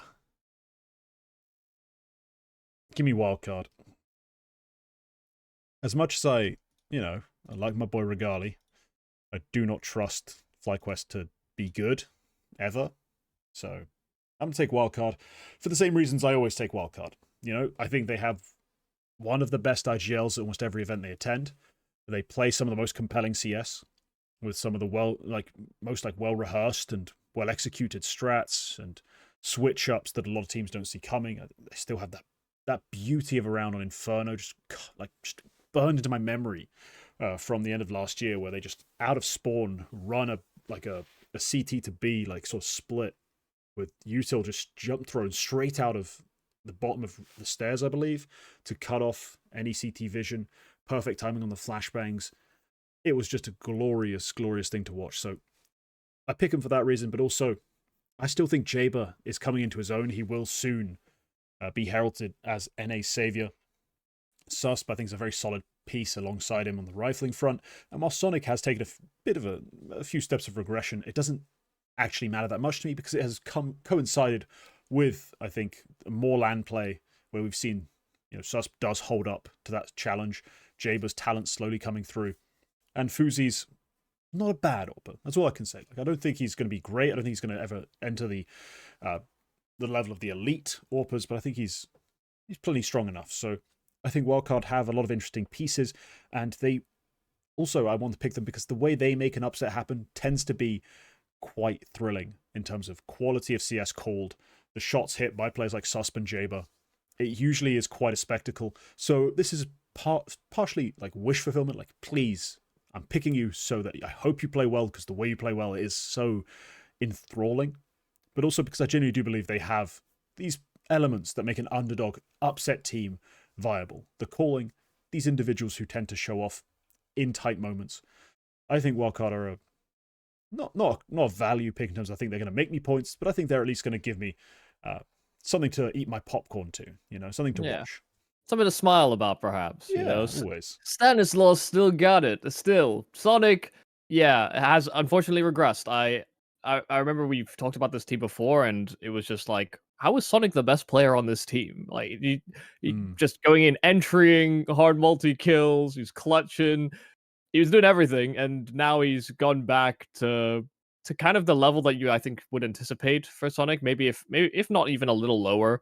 I think Sonic actually does still show like good initiative, good intuition in late rounds sometimes, and I do think, Susp is maybe someone that I undervalued on this team for a little while, just because whenever I think, prospect within the EU scene, going to a region like America or Asia, I do think they're going to farm a little bit more, but Susp was not one of those characters that actually destroyed sort of North American competition, but has a very stable game. So it kind of translates very well when you actually have harder opponents in front of you. And even if you have a little bit of a downswing on one of your characters, you're right to mention Jaba is actually getting a little bit more confidence back for himself and is not playing as, I don't think he's playing as loose as he was in sort of earlier stages when they were attending like these small challenger lands.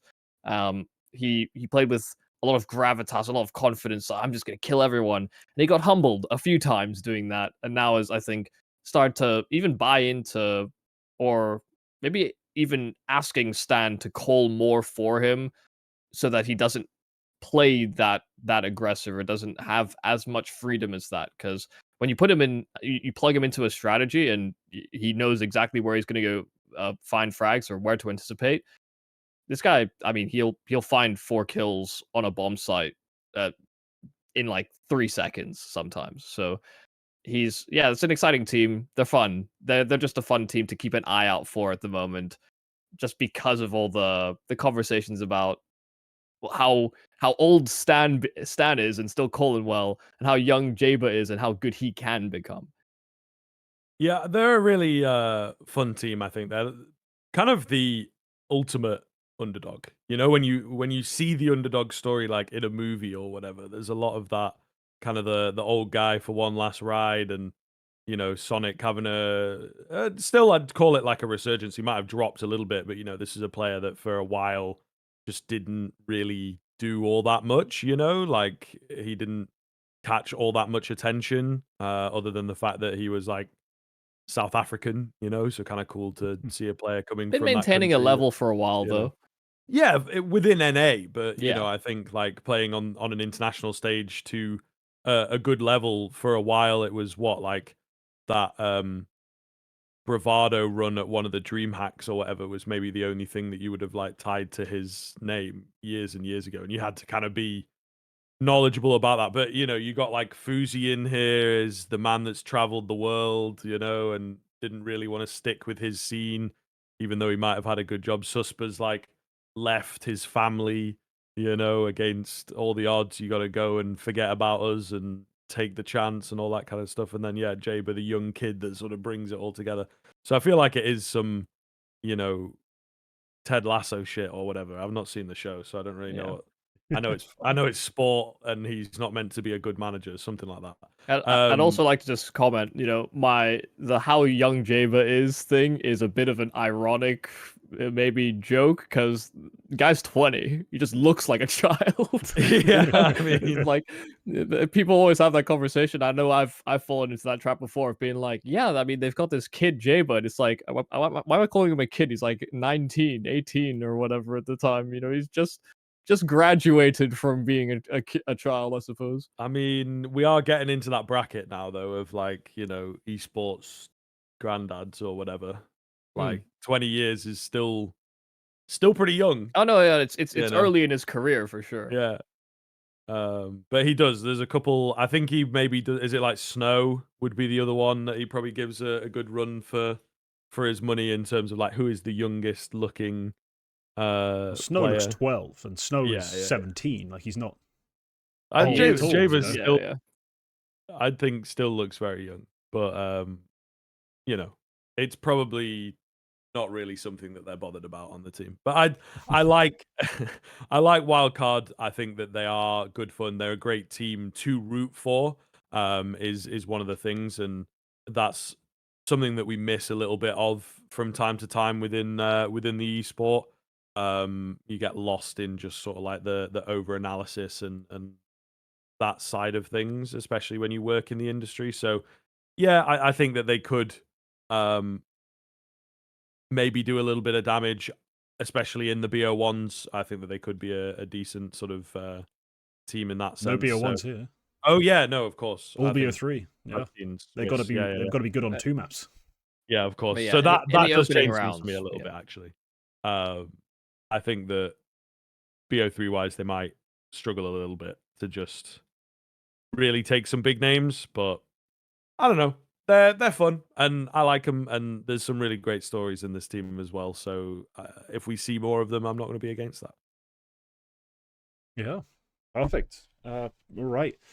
Yumi, you have 2 more picks, if I'm not mistaken. Yeah, And you need to make 2 underdog picks. You've left yourself with quite the collection to pick from. Justify these. Yeah. Well, I'm gonna take MIBR.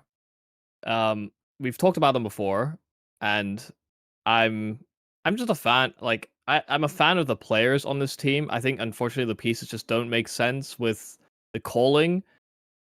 I I I would be very upset to find out that this team just doesn't end up working. Like Lukowski as a piece should make sense in terms of taking some strain away from Insani, should provide more firepower, just a safer pair of hands than BR really ever was towards the end. But the calling on this team still is so curious, you know, from the exit to drop move and having exit still be capable firepower wise, but never actually jump past the level that he was having when he was an in-game leader does leave me curious. Like, why are we still experimenting with this? Just kick, drop, and find somebody else. Like, exit can take that responsibility. You can call, you can shoot, and you just need someone else that can have a bit of intuition. Actually, it's not even just about being confident enough to swing things, but just know when that your chance is going to be, and not just constantly. Like, I think drop is unfortunately too much of an sit on an egg type player, where you won't move, you'll be a statue on a bomb site, and often doesn't take a timing or won't take a risk. But that's besides the point. I think this team has enough firepower to overturn quite a few teams in this tournament. I think and I expect Insani to do well. Lukowski should also be leveling up, and Safe is still at that same capable level. You'll have a few fumblings, but usually you will buy enough time or tag someone that the rounds can still be completed by the riflers that should. So Okay. Skriv, I don't know about you, but I find MIBR hard to believe in. Where do you stand on them? Well, I was kind of down on this team initially. I think that when they added Lukowski in, he really did not fit, to be honest. And yeah, those first few events out that they had were just very, very messy, and he wasn't playing all that well. And yeah, I just wasn't like a big fan of the move, and it felt like trying to jam all that sort of firepower in. And Lukowski was the hot prospect within the region for a good while there. Coming to ahead in 2024 for the most part of that on Fluxo. He was a really impressive looking, still relatively young kind of player. Didn't quite work for them. It has improved. He's still not really hitting the same sorts of numbers. There's maybe a little bit more consistency to him, right? Where I think that he did seriously struggle when he first came into the team. So yeah, there's still the odd series, I think, just sort of looking down here where he's not as impressive, right? I think that when he got picked up, a lot of people from across the world in all different kinds of levels of the game and watching and analysis and all that sort of stuff thought that he would be the truth, but he kind of wasn't. So I'm still a little bit down on that. I don't think that it's like this be all and end all move that was going to, boost MIBR from being a sometimes qualifying Brazilian team into a, competing with like Furia for the top spot and maybe even the other top teams in the world, and finally realizing all this potential that we say these MIBR players have had for a little while. Definitely a bit of weirdness, as Michael's saying, with the calling and the moves and the lack thereof. Interestingly for me, MIBR are one of the more potentially one of like the only. I wouldn't necessarily put them in like tier 2, but they still sort of play, ECL and stuff like that. So of those types of teams in the South American region, they're like one of the only teams that remain stable and not just making moves every 6 months or trading players here or there and stuff like this, as can happen in the South American scene. I'd maybe like to see a little bit more of that, I think, and just sort of not believe so much in this project or whatever, and make a more daring move. That being said, immediately countering myself, because they kind of did that with Lukowski and it didn't really work. So, there's some difficulty, I think, that they have, that they want to remain structured and not just crumble and fade into obscurity like some of the other great Brazilian players have done and great Brazilian organizations have done. They need to really keep this spot where they're at, and that's a difficult game in that region. But I like some of the names. I like some of the players. Insani is, maybe a guy that we want to see moved up or moved out. Again, it'd be great if this region experimented with a little bit more international play, but I don't know. I think they'll finish as they always do, taking like a decent series against one of the bigger names. Maybe they beat like an informed 3D Max or VP or something like this, but they will struggle to have an impressive result, potentially making a playoffs, but I don't even think they'll do that here. For me, MIBR are just the purgatory in which Insani is perennially stuck. If I could, I would just yank him out of there, smash him into Yuri's spots, and then figure out how to fix the rest of Furia, because that would fix one of 3 problems, roughly. 2 of them are on Fallen. So, no, that's always the reality of examining a Brazilian team and thinking, what could we do? How have they been playing? What do we really think? Realistically, they need one dominant force to come in, make an actual dream team, save players from different spots who are just being wasted. But for me, MIBR is a team that they want to be playing essentially what I'm going to call the Eternal Fire way. They do want to play rather simply. They need to just make the most of their individuals, try to set them up to just take fights and hit heads. Unfortunately, I don't think they have even enough of a caller for that. And quite honestly, 1 through 5, in terms of how they've been playing of late, they don't have the fraggers for it either. So they're just awkwardly here, hoping Insani can carry them through a series against someone. Hoping probably some combination of him and Safe, or him and Lukowski, like one map him and Safe, one map him and Lukowski, just to win something. But for me, it's quite hard to see them doing a whole lot of damage, even on this field. I mean, maybe in the lower matchups, they get Saw, they get KoL. Hey, they play Imperial FE. I think they'll win those games. But man, is it going to be unconvincing along the way. Hey, I'd also like to put some respect. It could also be Insani and Exit. You know, I do think they My have. bad, my bad. Yeah. They do have a few options. And to be honest, in terms of consistency, it probably is going to be Exit more times than Luke Halsey or Safe. At this rate, yeah, you're right, Yeah. honestly. I think the problem is always going to be that they just don't have a lot of players that are willing to take fights and immediately shut down areas of the map. You know, if you had a Henny on this team for Safe, that would also help. You know, a very combative type of AWPer. You know, you want players that can kind of command presence, and then once you set that precedent, can then recede or then take timings or a few rounds later or something. You know, that allows you to create conditioning. But I think that's an area that MIBR have struggled with, is that their only conditioning is via utility. It's not via, oh, we have just destroyed you here, you need to address it. They've never been able to sort of create wounds. They're only able to dive into areas they deem to be free. So yeah, that's maybe my concern. It's an underdog. Some of the other underdogs were taken. I'll move on to my second one. And this one is also a bit in the same boat. I'm going exactly where people think I'm going to go. I'm going with FlyQuest. Also, FlyQuest, I still need your jersey. It's heat, and you don't ship to the UK. Sort it out. They ship from the UK, but they don't deliver internally while they're here. He's not going to stop. No, I'm not. I'll show up to the warehouse. Do you know what's? Yeah, no. We'll save this for another time. But that's hilarious. Yeah, I believed in FlyQuest with the move in Regali. I understand there's still inconsistencies with him. I think he's maybe overvalued for the move, but I think he still upgrades this team and sort of its capabilities.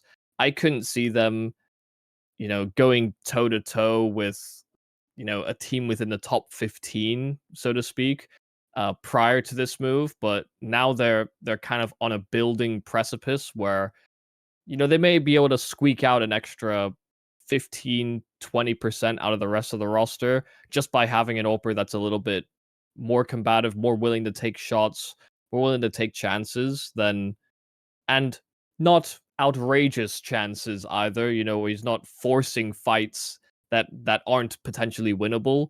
You know, something I think Alistar fell into a little bit. I think this FlyQuest team can actually punch up more considerably than the past 2 years would indicate. That's kind of where I'll leave it. I think they've got a lot of players that can pop off, from Dexter to Vexite. You know, in you know, I've got Ins in there. All the meanwhile, Liaz is an anchor. I think they've got firepower where people are maybe underestimate them. Yeah, it's such a tough region to work from. I actually really do like the move that they made from a kind of experimental and financial standpoint, in the fact that we see a lot of these Aussie teams ride on the idea of, you know, qualifying to majors, getting those stickers, and just using like local talent and stuff. I think that's also going to be built on the fact that it's like trying to convince people to come over, and the players all sort of know each other, and they also can't take risks. The Australian culture is maybe a bit difficult to get used to if you are from like a, you know, quiet Romanian town or whatever in Regali's case, but it is cool to see that at least they kind of have that bigger initiative to, you know, take a serious chance on someone that's considered like talent. I think maybe 2 years ago kind of thing, we might have been really excited about a Regali move. Now as it is, it's like he's probably going to look okay on this team, but the past few projects that he's been a part of have not really impressed all that much. You know, I think looking back, actually saying 2 years ago is maybe even kind of generous. It might even be further back than that we really considered this guy as being like a hot prospect, and every time he's ridden on that wave, he's maybe not delivered. So I think, yeah, in their domestic competition, he'll look great. In their international competition, he might look better than the rest of the team, but is he going to be able to, you know, compete against the best in the world? I'm not so sure. No, that's one of the things, is that they don't really play domestic competitions. FlyQuest don't play in like Australian leagues. They don't get chances to inflate their stats as of late to say like, oh look, we're getting 1.64s or something in all our officials. Aren't we the best? We already understand them to be the best within Australia. It's just also, by the way, there's all talent also exists, but we're not talking about them just yet. Um, I just think this team is being forced in a position where they are going to get a lot of chances to play against top level teams, and it will be sink or swim. You know, they have opted for a Regali that's looking to bounce back in his career, and if he squanders that opportunity, they will probably look for another EU AWPer. You know, there will be, they've kind of publicly announced via this move that, hey guys, we want you if nobody else will have you. We just need you to shoot people with an AWP. What they need is another European. As has this been my suggestion for fixing North American teams for years at this point? Just import Europeans, and they still have another one available. You know, they've got 4 Oceanic players. I can't remember if they're all Aussies or there's a Kiwi that slipped in there. So just get another European, realistically, is my suggestion. Because currently, realistically, I've watched the games. They've played with Regali. He's the best AWPer they've ever had, and he's currently the best rifler on the team. I'm sorry, he's actually better with a rifle than Inz. In the games they've played together, he's hit more difficult shots. He's hit more consistent shots. He's fragged out. Inz has done sweet, nothing. So I do think they have a serious problem in terms of the talent on the team. Like, we've missed Inz's prime, and we're now stuck in this scenario where there's one fragger, at least at the tier 1 to tier 2 level in Europe, that's actually worth a damn. Yeah, it's actually so weird to see Inz lose his consistency, like high-level consistency, just as they make this move. I mean, he had a bit of a petering out towards the end of the year, but then just to have Regali and then just go, well, I'm no longer because I had him touted as literally like the mechanically, individually, the best Australian player we have in the circuit. And I'm thinking about JKS. You know, I don't care that he's on the team that he is. For me, Inz still held that crown because it was during all the turmoil, all the awkwardness about, inconsistencies, changing styles, learning new things. It didn't matter who he was playing, he would always find an incredible number of frags, even in losing efforts. So yeah, maybe you have missed his prime, or maybe Alistair had that je ne sais quoi that allowed Inz to feel comfortable. If we're gonna give that same levy to Monacy Nico. I understand, it's maybe an outrageous comparison. But sometimes the atmosphere behind the scenes can also influence how you perform in the game, right? I don't know. It just seemed to be like those two things coincided at around the same time, unfortunately. Yeah, maybe. Yeah, he had the secret sauce to making Inz work. I highly doubt it. That I mean, they never really played maybe use some of together the in the sauce server on himself. That would maybe have been a better. Yeah, idea. that'd have been productive, wouldn't it? He wouldn't be kicked. But no, I just struggled to see them winning. I did say when you came to your 2 picks, like, you have been left in an interesting pickle in terms of who you can actually pick and believe in. And yeah, having come out the other side of your 2 picks, I still think not much has been said to change that view. Yeah, I mean, I understand the position I was in. I'm not gonna try and You rule in on those favorites. Yeah. You're all in on them. Listen, yeah, why not? Yeah, sure. I'm sure it can work out for you. Eternal Fire realistically have a chance of winning the entire thing. But let's close out my picks with, well, I've got to pick between Astralis, The Devil I Know, and MOUZ. A new, maybe more potent evil. Or pain. I don't know. I mean, yeah. No, thanks. I'm good. Not for me. I'm just going to go by matchups to see who's got the best opening round matchup. Just to see. Astralis have Pain. MOUZ have Big, who I have slandered a fair amount today. Yes. I'm taking MOUZ Sports. Now, I'll be the first to admit, the roster move they made makes very little sense. It does give... Roland decided to just pipe up and be like, hey, you guys wanted to cut me for Spinks? Well, what if I told you I'm an IGL? And all of a sudden, we end up in this scenario. Like it's a high IQ maneuver. I'll give him that. Like that is, yeah, playing your cards right, because everyone knows Brolan was the player that was the odd man out. His role was the least defined, his fragging the least impactful, and quite often on stage amongst those who would kind of go missing. So there were a lot of reasons to look to replace him. But he's managed to find a way to be kept on. And now you look at the roster, with Spinks coming in, honestly probably filling some Brolan spots and playing them slightly better, if Brolan does fully take over and just do a Shuhei imitation for the first 3 months. I'm not saying it's guaranteed to be an upgrade. I'm just saying I can't see it being that much worse out of the gate. Like right out the gate, it might not be that much worse.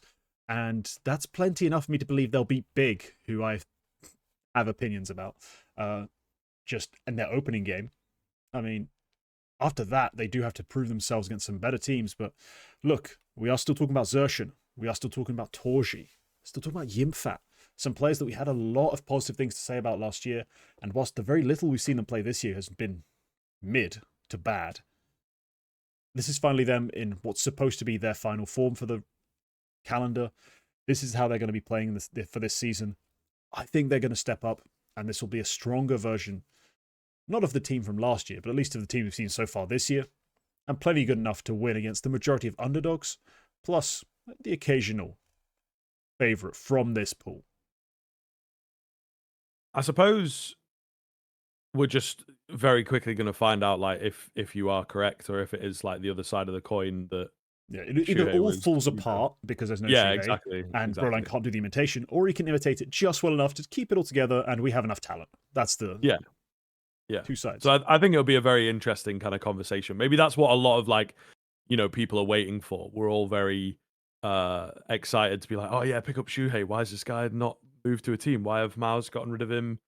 And he's not got a home. Like they're not selling him even. And all this kind of stuff. And I think maybe they are ahead of the curve in that sense that they've had a bit of a look and a review and thought about it. And Cyclone obviously behind this team as well is the unsung hero, given that he was just able to dominate the academy scene for a while there and then moved into the main team and kept it up, at least to a good level. So maybe he's got more to say for Shuhei's success than Shuhei does, It's difficult to say, but I think it could be, again, a really nice narrative around this MOUZ team over the next few months to see whether it is like down to one individual, whether it was down to the complete package, whether they needed him at all, are IGLs overrated or whatever, right? So I think it'll be a very sort of fun conversation around that. For me, I don't know. I think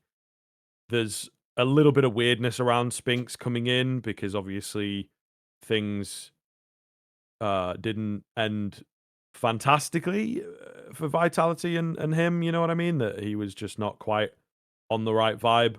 I feel like in that Vitality team, they are probably one of the better environments to play in. Maybe there is a bit more banter that goes on there kind of thing from like an Apex angle. And if you're not into that, it can be difficult. But, most of the players there seem very happy and have a lot of fun outside of the game and whatnot. So that does sort of worry me about what Spinks is bringing here personality-wise.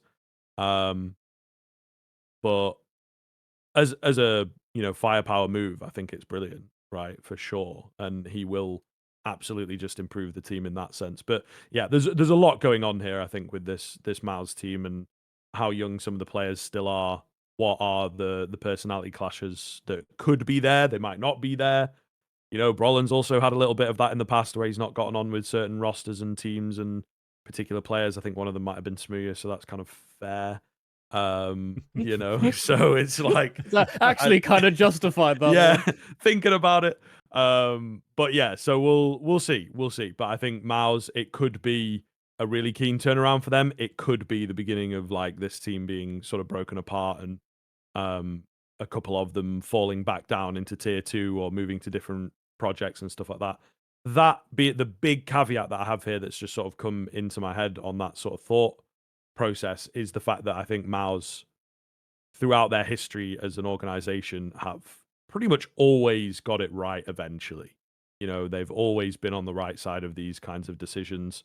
To at the very least stay in their position of being kind of a gatekeeper team, trading players off to hire teams, making money, surviving, you know, so on and so on. Sure. They've never really gone wrong there when it comes to making those slightly riskier decisions that some of us might question initially, but they actually, tend to work out or not be a net negative decision either. It's not necessarily that they've gone from top 10 in the world to then suddenly top 3 in the world or whatever, but I think that they know what they're doing when it comes to stuff like this. Unless they were under Carrigan.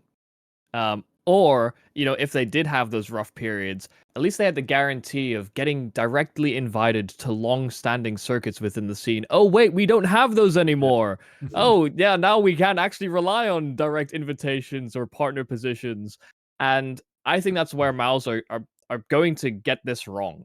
I think the Brolin Spinks interaction is actually going to be pretty incendiary for the team. I actually kind of agree with you that the atmosphere and vitality seemed positive since the change. Yeah. And listen, I understand that there's a little bit of a honeymoon period. They're playing with a top level star player that, you know, they all have a lot of respect for, but just seemed like everybody was laughing, having a good time. Where, you know, in the last couple of years, when you've watched Vitality, it just always seems like everybody's stressed out and sad, which is, you know, maybe weighing too much on camera reactions.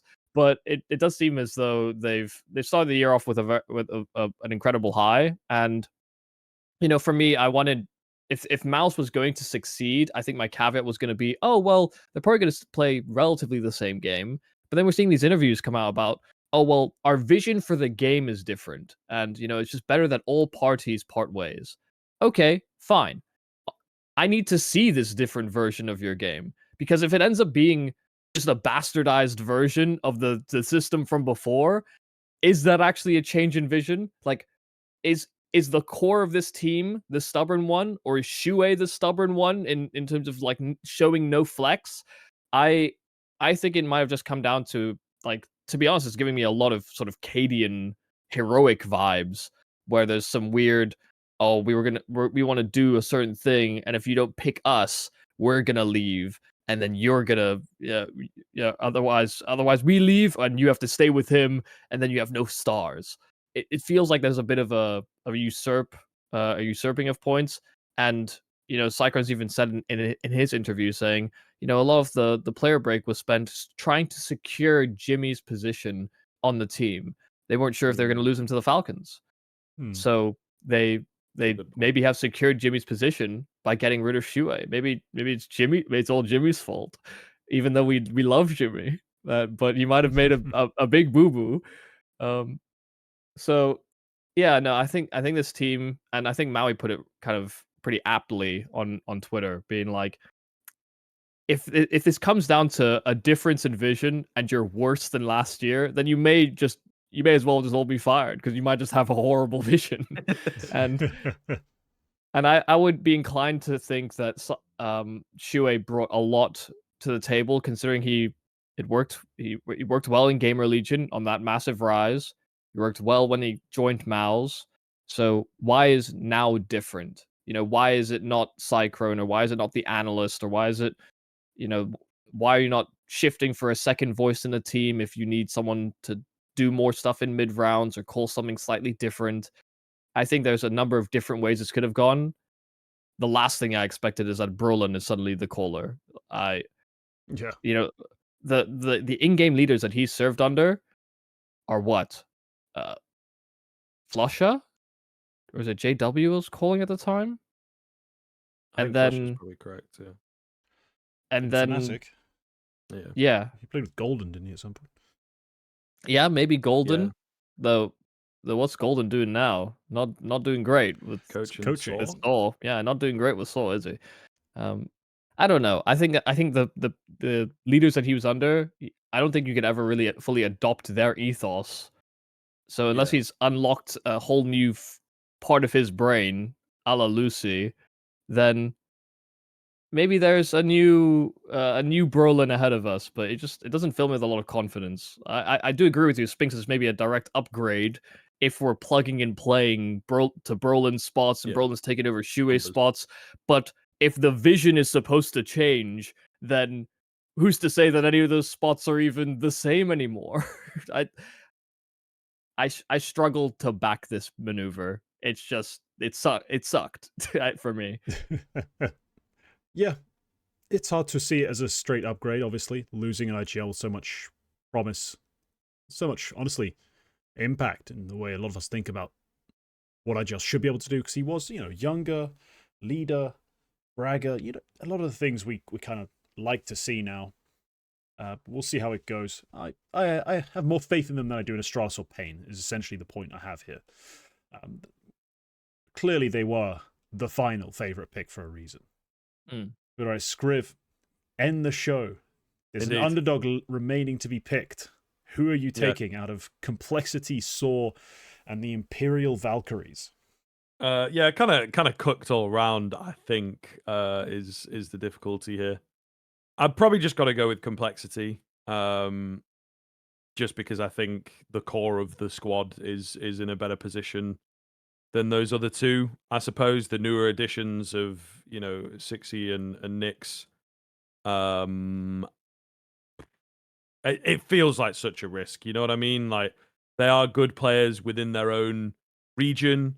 Would they potentially even be like the best players you could pick up? Not quite sure on that. I'm not super ear to the ground with the tier 2 NA scene, but I know that Complexity kind of have a directive, and Mr. Lake has a directive behind this team and what they want to do, what they want to stick with.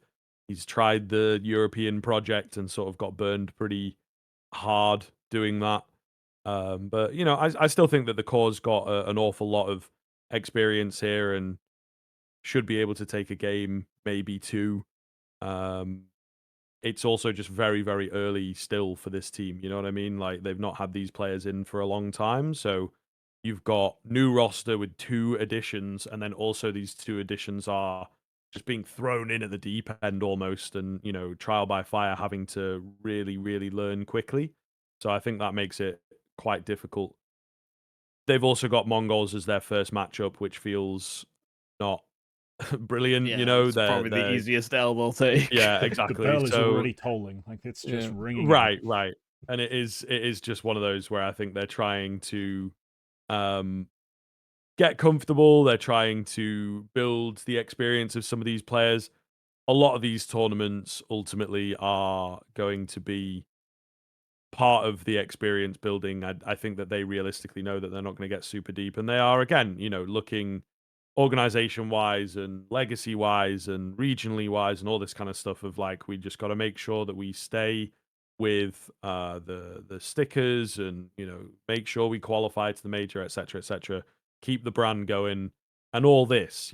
We know where Jason Lake is at. There may well be a few more moves in the future. I think you could also, from like a cynical position, look at the likes of Sixy and Nyx as being players that they've added in because they probably don't have to pay very much for them and to them, and then they can move them on a little bit later if opportunities arise. Maybe they will take a bit more of a pivot and keep one of them and then pick up a heavy hitting European player because the talent pool's a little bit deeper. One thing I will say, I think the big issue that this team still has is kind of where Holzerk is at and how inconsistent this guy is, and just the fact that he has lost a lot of that fervor that he had.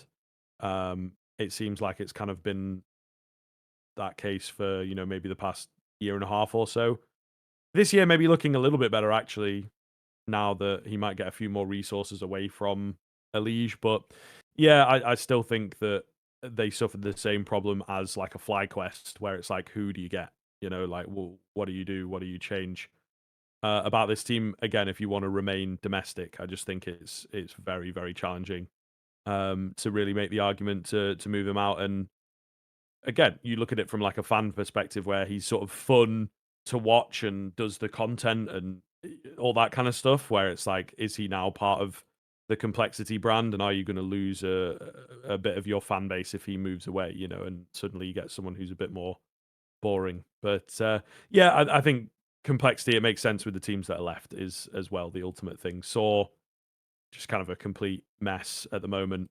Really, really poor management of that team in the sort of final few months of 2024. And I don't know that we'll be seeing as much of them in these types of tournaments. They're quite lucky to be here, you know. Yeah.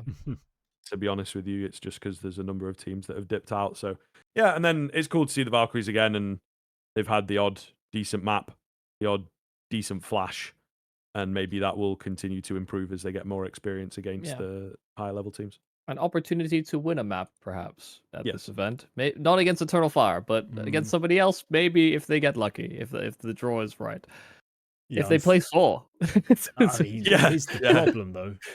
They have been more quietly playing, you know, well, I don't know. Win a map is things to stretch, because the only time they've come close was Furia, and let's be real, it's Furia. If anyone's going to give 5 random players a chance to beat them, it's Furia. It didn't quite make it happen. I disagree. Yeah, what I will say about Complexity is I actually don't even care about Holzerk anymore.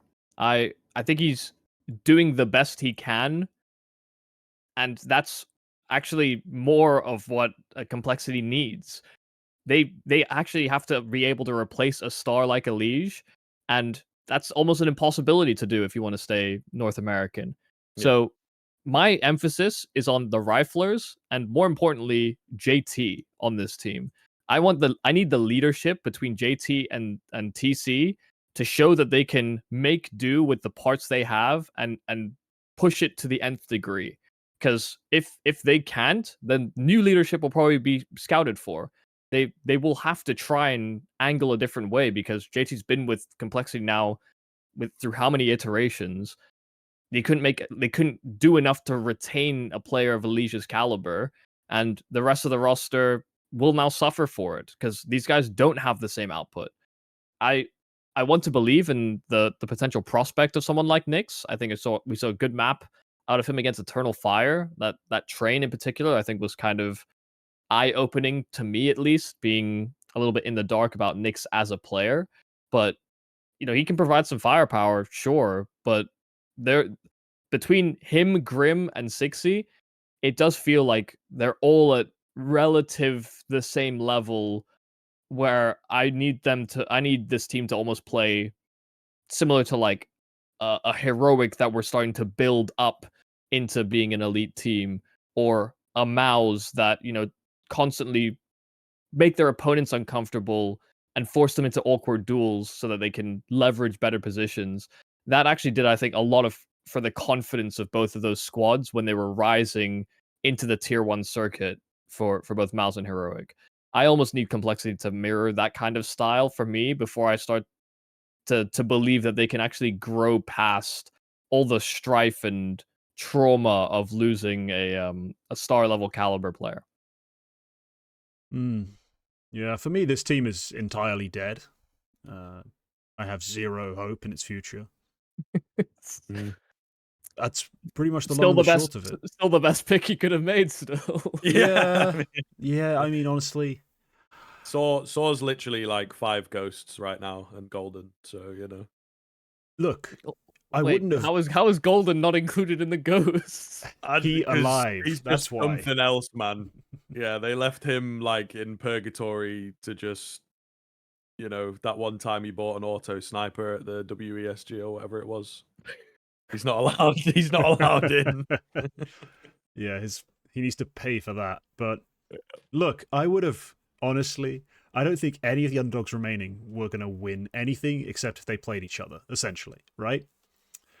I would have taken you going for the crowd appeal, like going, I'm going to believe in Imperial Valkyries. Sort of. I mean, depending on who you are in the scene, it's either playing the hero or playing the heel. Some people love to see them being supported. Some people hate it. But no, for me, Complexity, yeah, this Nyx guy, as I agreed after one map. Which map was it? The first time I saw them play was against VirtusPro. And against VirtusPro, they didn't get smashed. They lost 13-10, 13-10. And I genuinely thought, oh, they aren't that garbage. Then I saw how VirtusPro were playing. I saw how they were playing, the actual realities of the CS. I was like, oh, never mind. This ain't it. They can put up a half-decent fight on Train, it seems, if they get to play it. but otherwise they are stuffed. They have no map pool depth, no fragging, and the calling hasn't really been able to support it. So, no, Complexity are entirely dead. They need to get lucky with a draw to not go 0-3 in this. Otherwise, rebuild from nothing. Wait another year. Get some fresh VC in. I don't know what it's going to take. But yeah, these 5 players aren't going to make a dent. And that's just unfortunate. With such a great name, with such a great rebrand as well. They're back to the classic. I love it. But the level of CS isn't there. Maybe they can bring Fraud out of retirement or something. Like, yeah. I think it is a stopgap kind of team, a stopgap kind of move. Has to be, otherwise what on earth are they thinking? Yeah, right. You know, there's a commitment to NA, but they might be committing so hard that it's like all you're going to be playing is ECLs, and you know you'll stop qualifying now that VRS is a thing.